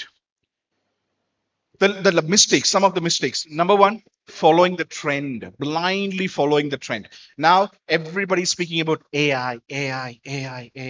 Well, I appreciate that. This is something which is going to rule the next world, next era. Maybe the next world order will be largely connected with AI. I appreciate that. Today also I use AI. Every day we use AI. Yes or no? ഉപയോഗിക്കണം. കാരണം എന്നറിയോ, ഞാൻ ഒരു കാര്യം പറയാം. എന്റെ ശുഭാപ്തി വിശ്വാസമാണ്, ഞാൻ പറയുന്നത് എല്ലാവരും വിശ്വസിക്കണം. And I'm sure 100% at best of my conviction, I'm saying you, the future is great. The future is bright. And you are entering into a world with enormous opportunities. Nobody is going to become beggars here. Trust me. The reason the future is bright, future is very good. ഇതല്ലേ നമുക്ക് ചിന്തിക്കേണ്ടത്? Yes or no? Yes or no? The future is bright actually, but we should be prepared for that. We should be prepared for that. Embrace the AI, embrace the technology at the earliest. And like my previous speaker said, AI has taken over almost all the fields. ഒരു ഫീൽഡിലും മാറ്റുന്നില്ല. Everywhere the AI is there. So this is the trend right now. But my point is this: one of the mistakes that people commit is blindly following the trend. No, this is not good. Following the trend. Long back when I was in my +2, at that time the trend was something called the male nursing. കേട്ടിട്ടുണ്ടോ male nursing? Male nursing ഒരു വലിയ ബൂമായിരുന്ന ഒരു സമയമുണ്ട്. Male nursing. എന്റെ കൂടെ ഉണ്ടായിരുന്ന ഒരു സുഹൃത്തുണ്ട്, അദ്ദേഹം ഹ്യൂമാനിറ്റീസ് ആണ് പഠിച്ചത്. അവൻ GNM എന്ന് പറയുന്ന ഒരു കോഴ്സ് എടുത്ത് പോയി. അപ്പോ one day, on a certain day, his father was sitting in a tea shop, in a wayside tea shop, and boasting and speaking highly about the male nursing, the future of male nursing. Male nurses are going to rule the world. So immediately, the guy who was sitting next to him asked, Are you going to send your second child, who is a daughter, for nursing? And this poor father said, no, I will not send her for nursing. I will send her for particularly for male nursing. Did you get the catch? നഴ്സിംഗിന് വിടില്ല, ഞാൻ mail നഴ്സിംഗിനെ വിടുള്ളൂ എന്ന്. കാരണം ഇദ്ദേഹത്തിന് ഒന്നും അറിയില്ല, blindly following the trend. This is ചുമ്മാ പറഞ്ഞല്ല കേട്ടോ. This is a real thing that happened in my hometown. I know this guy. Okay, and unfortunately, the person who said passed away because നല്ല പ്രായമുള്ള ഒരാളായിരുന്നു. My friend, he's a nurse, and his sister is also a nurse. So നഴ്സിംഗിന് വിടില്ല, mail നഴ്സിംഗിന് വിടില്ല, നഴ്സിംഗിന് വിടില്ല, mail നഴ്സിംഗിന് മാത്രമേ വിടുള്ളൂ. ഇങ്ങനെ പറഞ്ഞ ആളെ എനിക്കറിയാം. So blindly following that, no, it's not the trend.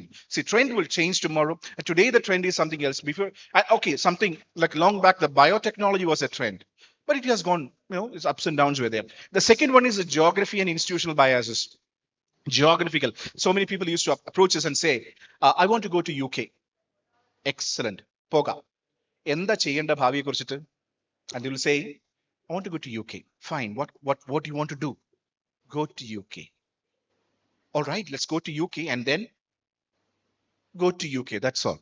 So that's not a promised land, of course. That's a good land, great country. I appreciate the lot of opportunity, but doesn't mean that the geographical biases. This land can give you a lot of promise, and the institution can give you a promise. No, nothing like that. So then third one is modeling others. Like he said, modeling others. The uncle next door is driving a Mercedes Benz. So let me also be a doctor because he's a doctor. And a lot of jokes here. The doctors, regarding doctors, doctor on the JCB. So many funny things are there. Anyway, so modeling others, an advice from the wrong source. So I'm into this career from past 2012 onwards. I'm doing into careers. My profession is this, evolved from 2012 onwards up to this level. Wrong sources. Talk to somebody, take suggestions and advices from people who are qualified, not the uncle next door. Dangerous people, okay, obviously. So the right sources is one. And another one, following only the glamour and money, the returns. No, that's not the right way. These are some of the common mistakes that people commit. The rights, I want to tell you something. The world is changing rapidly. A lot of mistakes we commit. The world is changing rapidly and leading to something we call it as the great career crisis. In one line, I can say what is great career crisis. One line, we say, right people at the wrong place. Right people at the wrong place is called great career crisis. Great career crisis. Right people at the wrong place. A person who is supposed to be a great dancer is spending his time as an accountant or something else. Because of so many mistakes committed by his generation, or maybe somebody forced him to do that, etc. Going with the flow is not going to help you. The great career crisis. And these are some of the snippets from worldwide, like the opportunities, the robotics will take over. It's because, of course, these things are going to happen. And we all survived, since time immemorial. We had lot of disruptions. Disruption എന്ന് പറയും. Demonetization was a disruption. നമ്മൾ പേടിച്ചു പോയി അല്ലേ? പേടിച്ചു, ശരിക്കും പേടിച്ചില്ലേ? കുറച്ചൊക്കെ പേടിയേക്കാൾ ഉപരി a change in the normal way of dealing things. Now what happened? Even a beggar is carrying a QR code. Beggar, the wayside beggar is carrying a QR code. Scan it, pay the money, that's all. And today when I was coming here, I too paid. When I had my breakfast from a shop, QR code. Yeah, see, this is how we are trained for that. We have a lot of, our abilities are so high. There's a great saying by Charles Darwin. We are not, regarding human beings, please understand, we are not the smartest, we are not the most intelligent, not the strongest, but the greatest power for human beings are, we have the ability to change. We have the capacity and ability to change. ആ ചേഞ്ചിനെ involve ചെയ്ത് മാറ്റിക്കൊണ്ടുവരാനുള്ള കഴിവ് നമുക്കുണ്ട്. So the great career crisis, I'm going to show you very quickly, very funny thing, quickly, just listen. Okay, very attractive thing is going to happen. Hello, look at here. Now, can you tell me what is this? Where did you see this one? ഇത് എവിടെയെങ്കിലും കണ്ടിട്ടുണ്ടോ? ഇല്ല? ഉണ്ട്? ഇല്ല? കണ്ടിട്ടില്ല? ആ, ചാക്കയിലോ? ആഹാ, Charlie ചാപ്ലിനായിട്ട് ഒരു ബന്ധവും ഇല്ല. അങ്ങനത്തെ ഒരു സിനിമയ്ക്കകത്ത് ഇങ്ങനത്തെ ഒരു സാധനം ഞാൻ കണ്ടിട്ടുണ്ട്. അതല്ല. NCERT-യിലെ പുസ്തകത്തിലുണ്ടത്. Okay, all right. Okay, so ഇവർ കണ്ടിട്ടില്ല. Anyway, this is the Ford production line. My point is this, not about Ford production line. In the history book, on a corner, this picture is there. Okay, Charlie Chaplin. Anyway, സാരമില്ല. So my question is how many cars and how many men? How many cars and how many men? This is a Ford production line. Okay, if you look carefully, it says that almost 7 cars. So if you take starting from the left corner, some clarity issues are there, but I counted it. 7 cars. If you notice one by one, when you take a close look, not on the screen, 7 car and 14 men. The same production line is right now like this. How many men and how many cars? 7 car, 1 man standing here wearing proper dress and all. This is the latest production line of Ford.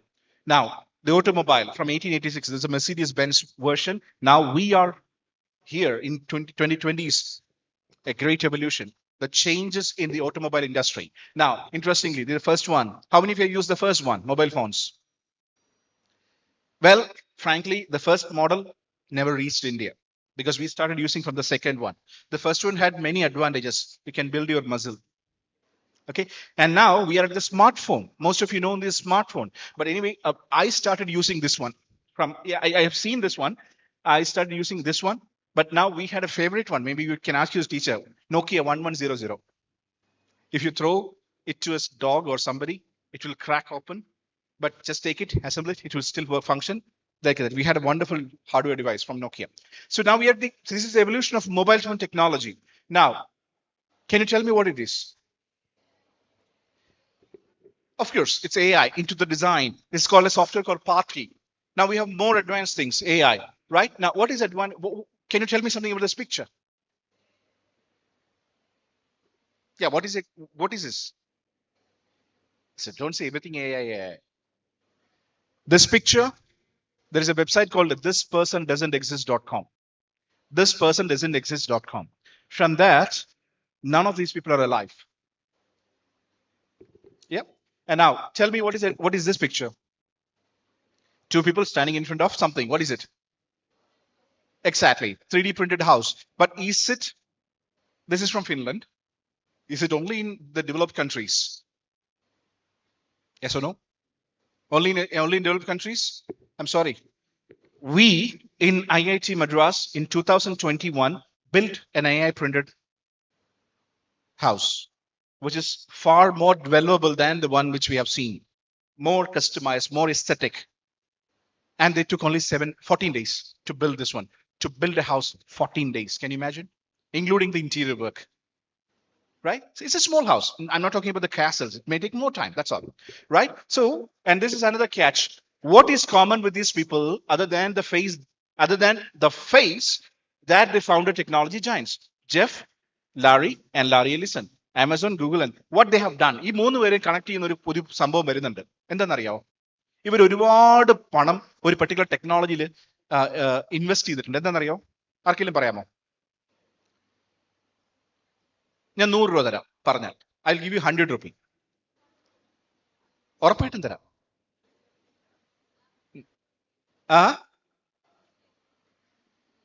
Not space technology. Sir, Internet of Things ആണോ? IoT ആണോ? Not IoT.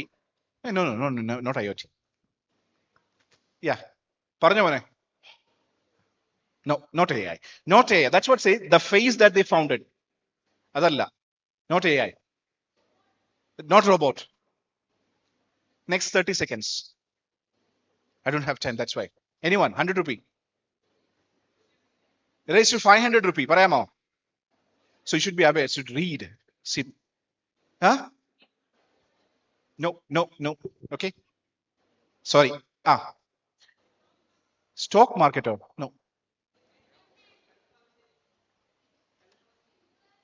എന്തിലെന്ന് പറയണം? എന്തില്? എന്തിന്റെ? ഏത് കേട്ടില്ല? അല്ല. അതിലേക്ക് ബന്ധമുണ്ട്. ഒരു ക്യൂ തരാം, പക്ഷെ അതല്ല. ഒരു ബന്ധമുണ്ട്. Company building. Company building. അല്ല ചക്കര, അല്ലടാ. സോറിയാ. ശരി, ഓക്കെ, താങ്ക് യു. സമയം കഴിഞ്ഞു, പക്ഷെ കുറെ അടുത്തുണ്ട്, പക്ഷെ പൈസക്കുള്ള ഇല്ല, അതുകൊണ്ട് ഞാൻ പറഞ്ഞു തരുന്നില്ല. This is actually silicon quest to live for ever.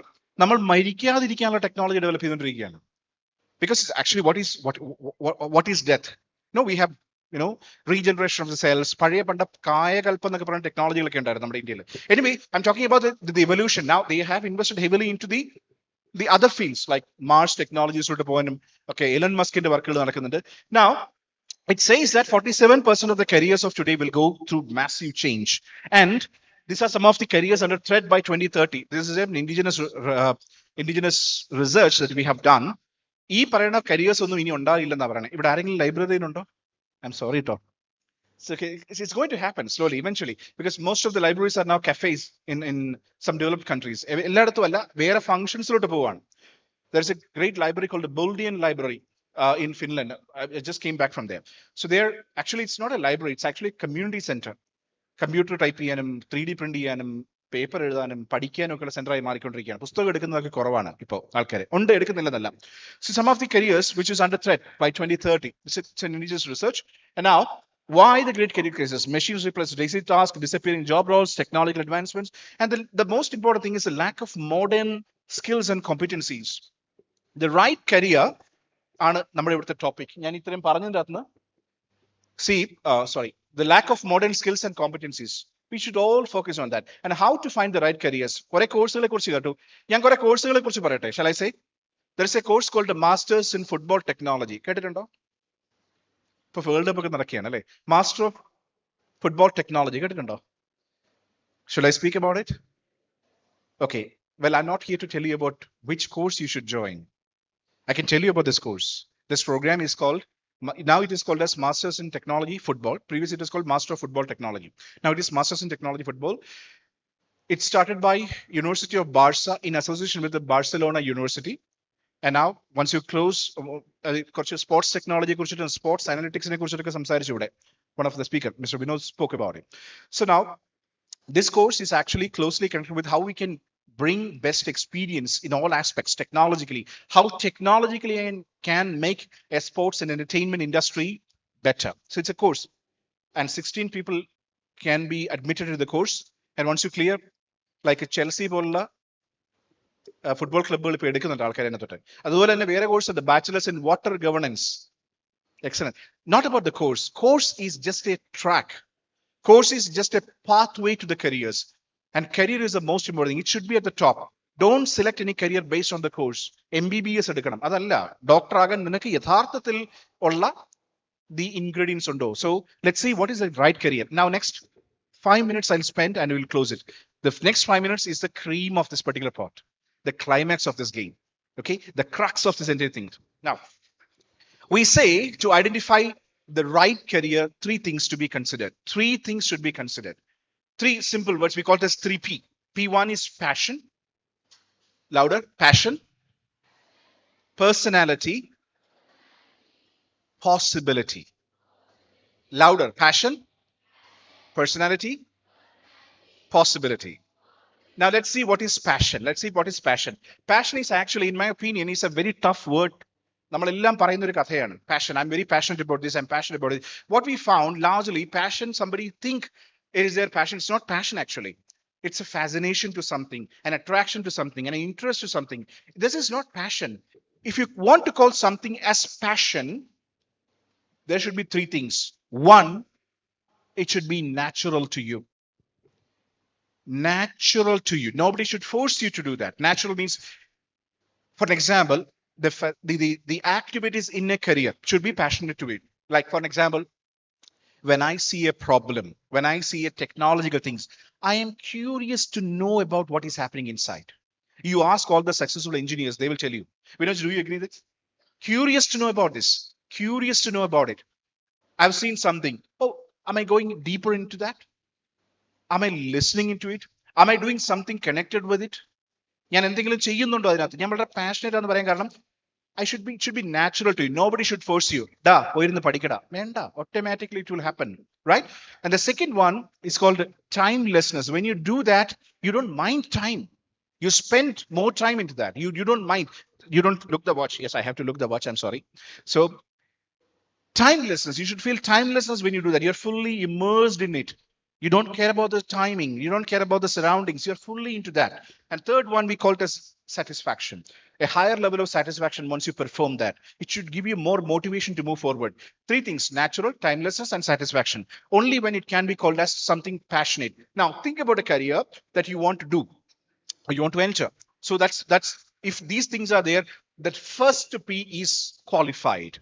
And second is called personality, where in the personality, my opinion is ideal. Take a career assessment. There are a lot of career assessment. It can give you a guidance, and it is not the end. Assessments are having its own flows. Believe me, trust me, I'm a psychometrician. I am a developer of psychometric assessments, and I'm telling you authentically, and everybody will, I mean, I can say psychometric assessment has got its own flows. It is only used as a blood report when the doctor receives it. And the doctor should use the wisdom and make it better. So assessments are only just the beginning of conversation. That's more sensible in my opinion. So assessment can give you a direction, but the rest you have to go for more discussions. And every job is having a personality. Every job is having a personality dimension, you can say. We call it as behavioral ability. Behavioral ability.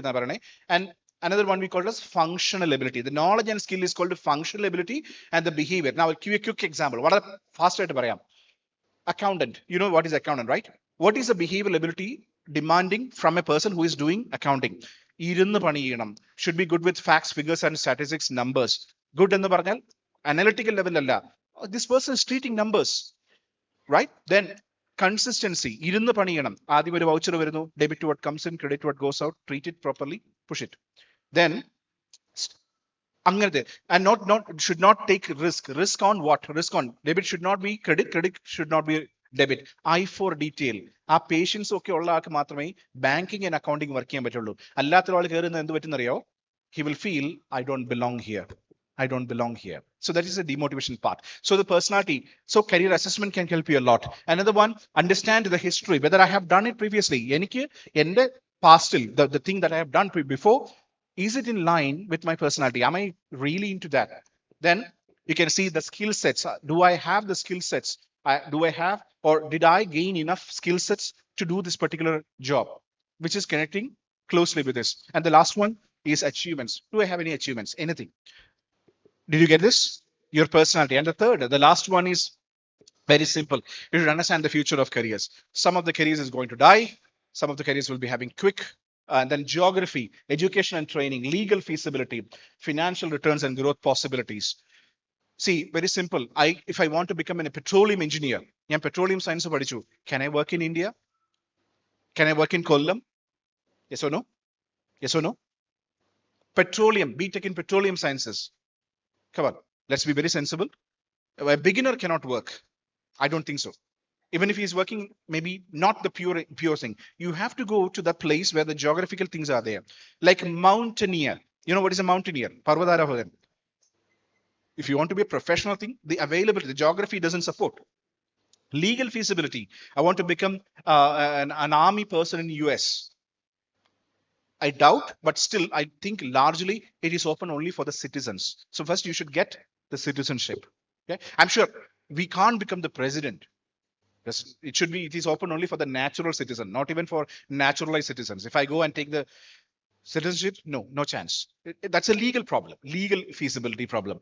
And then financial returns, what will I get from this? I'm working really hard, but at last I'm getting peanuts. Don't do that.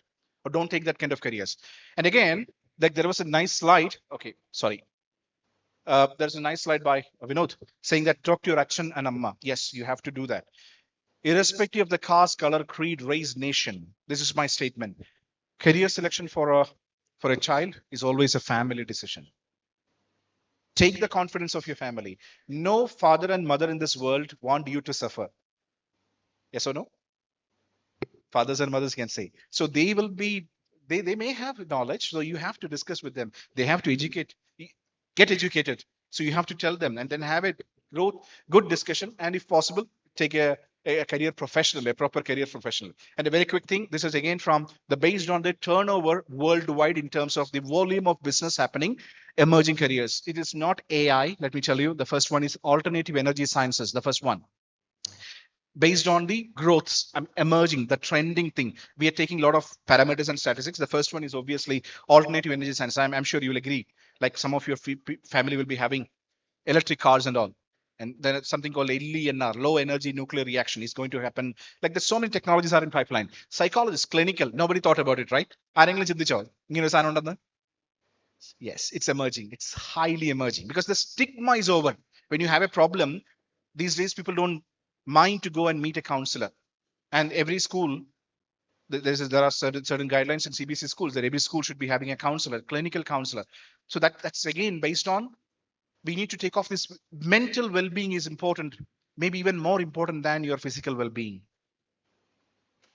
in my opinion, because I'm a psychologist, I should say so. Now, content writing, yes, we have ChatGPT, but to know, or we should know what is the output. Content writing പണി അറിയണം, തരുന്ന സാധനം നല്ലതാണെന്ന് അറിയണമെങ്കിൽ എനിക്ക് language ഉണ്ടാവണം. Still content writing is emerging, okay, but not through the normal, the old style DTP kind of things, no. Robotic engineering, and coming down, there is something called genetics is also emerging. Online journalism, micro. Well, I have few more slides very quickly. I'll just rush through this. For science enthusiasts, these are things. And there is one interesting thing called hydroponics, aquaponics and hydroponics. Cooking about time. What's it? Yeah, farming inside, only just with water and other membranes and all. And then for the humanities and liberal arts, again, clinical and non-clinical both open for the liberal arts students. Macroeconomics, banking and trade, not only on that, macroeconomics, world is becoming one global village where the economically we'll be united, or there are so many possibilities. And then social work, etc. Then same way with the commerce enthusiasts, actuarial science, lecturer trade, etc. These are all based on the volume of business happening around the world. And so many other things are there, but I'm just using or taken only thing which is required. And again, entrepreneurship is something which is not in this line. And sports, etc. not on this line. അതൊക്കെ വേറെ tangent വിട്ടിരിക്കുകയാണ്, അതുകൊണ്ട് തൊടുന്നില്ല. Now, so my second last slide, innovation and originality, creative thinking, problem solving. These are some of things that you need to develop when in the school.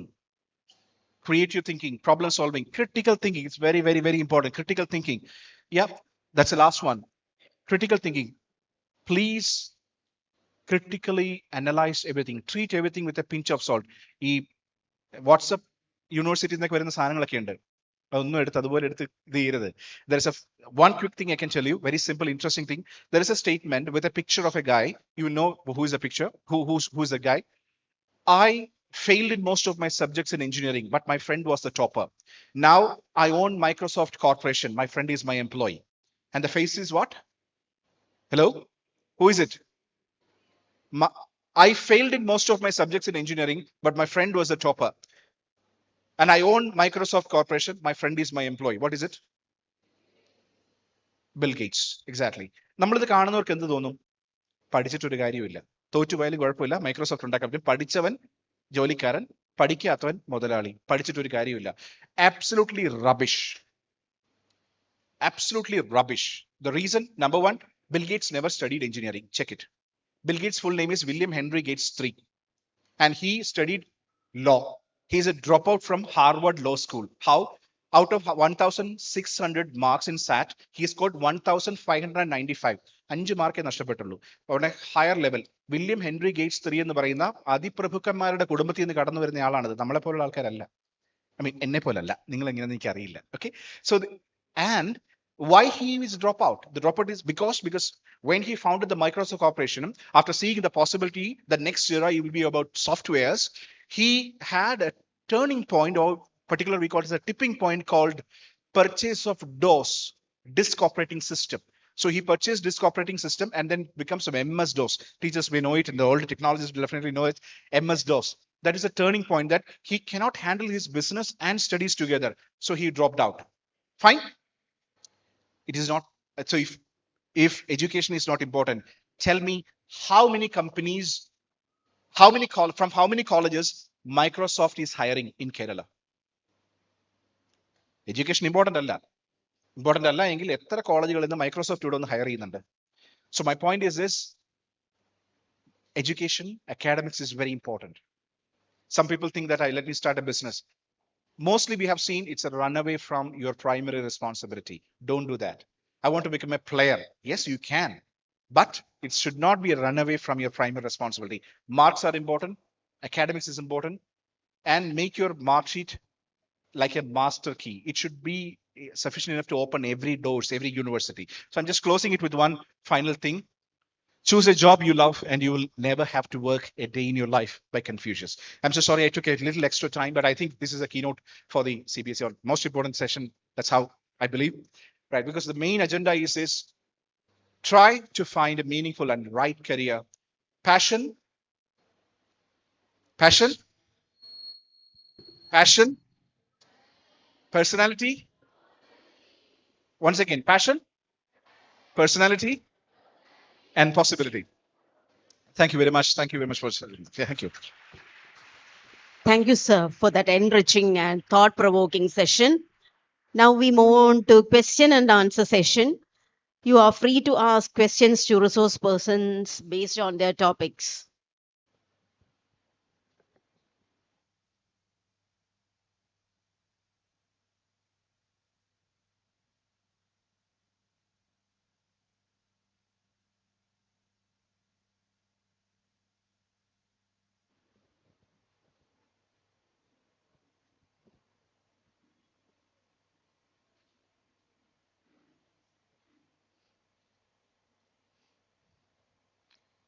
Now we move on to vote of thanks.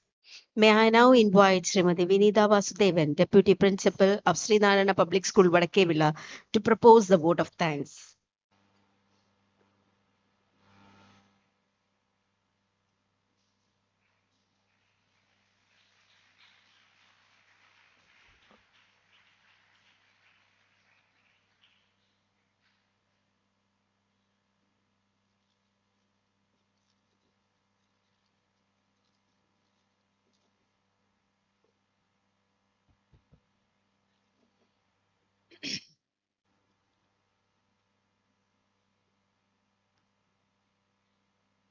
Skill with purpose, guidance with vision.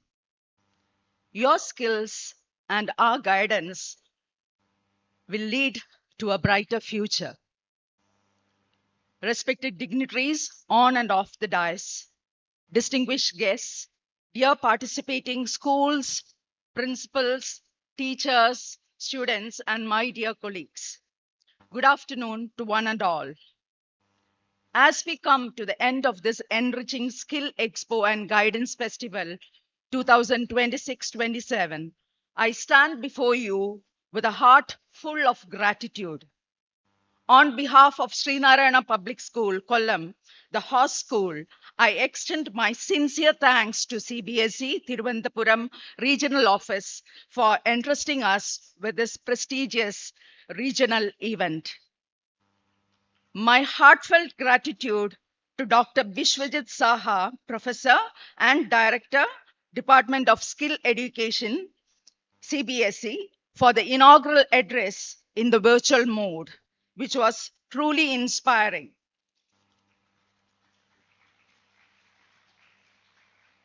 Next, my heartfelt gratitude to Mr. Rajiv Pandey, Joint Director, Department of Skill Education, CBSE, for your valuable insights on skill development and future readiness. Your special address motivated our students to think beyond classrooms, sir. Thank you so much for the presence and the guidance. I wholeheartedly thank our President, M.L. Anidharan, sir, for the felicitation, and our Secretary, Professor K. Shashikumar, sir, for that gracious talk, both of them being our guiding strength. Their leadership, vision, and unconditional support has helped this event to be a great success. Next, I thank Mr. Vinod Neelnath, General Manager and Chief Product Officer, UST Smart Ops, Thiruvananthapuram. Mr. Vishnu S., Director, Career Launch and Career Launcher, Mr. Rahul J. Nair, Vice President, Lifeology Foundation, Thiruvananthapuram. Thank you for your powerful sessions on AI-driven skills career beyond engineering and medicine, and meaningful career choices. Thank you for opening the new doors of employability to our students. Thank you, sir. Next, I thank our principal, MS Subhash sir, for the welcome address and the support and guidance given for this mega event.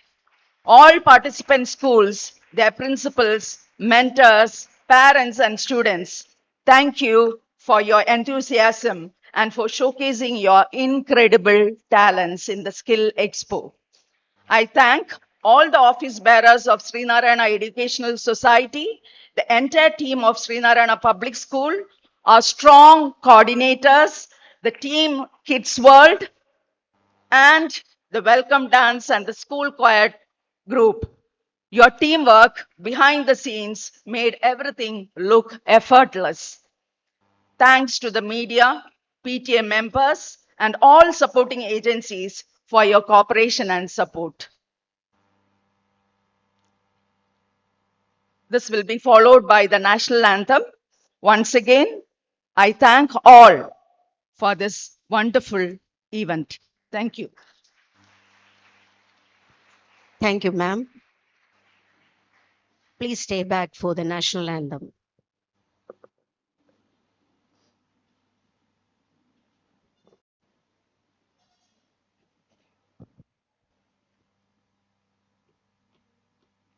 जनगण मन अधिनायक जय हे भारत भाग्य विधाता पंजाब सिंध गुजरात मराठा द्राविड उत्कल बंगा विंध्य हिमाचल यमुना गंगा उच्छल जलधि तरंगा तव शुभ नामे जागे तव शुभ आशीष मागे गाहे तव जय गाथा जनगण मंगलदायक जय हे भारत भाग्य विधाता जय हे जय हे जय हे जय जय जय जय हे.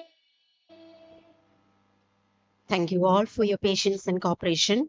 Remember, the lunch is served near the Guru Mandiram in front of the school.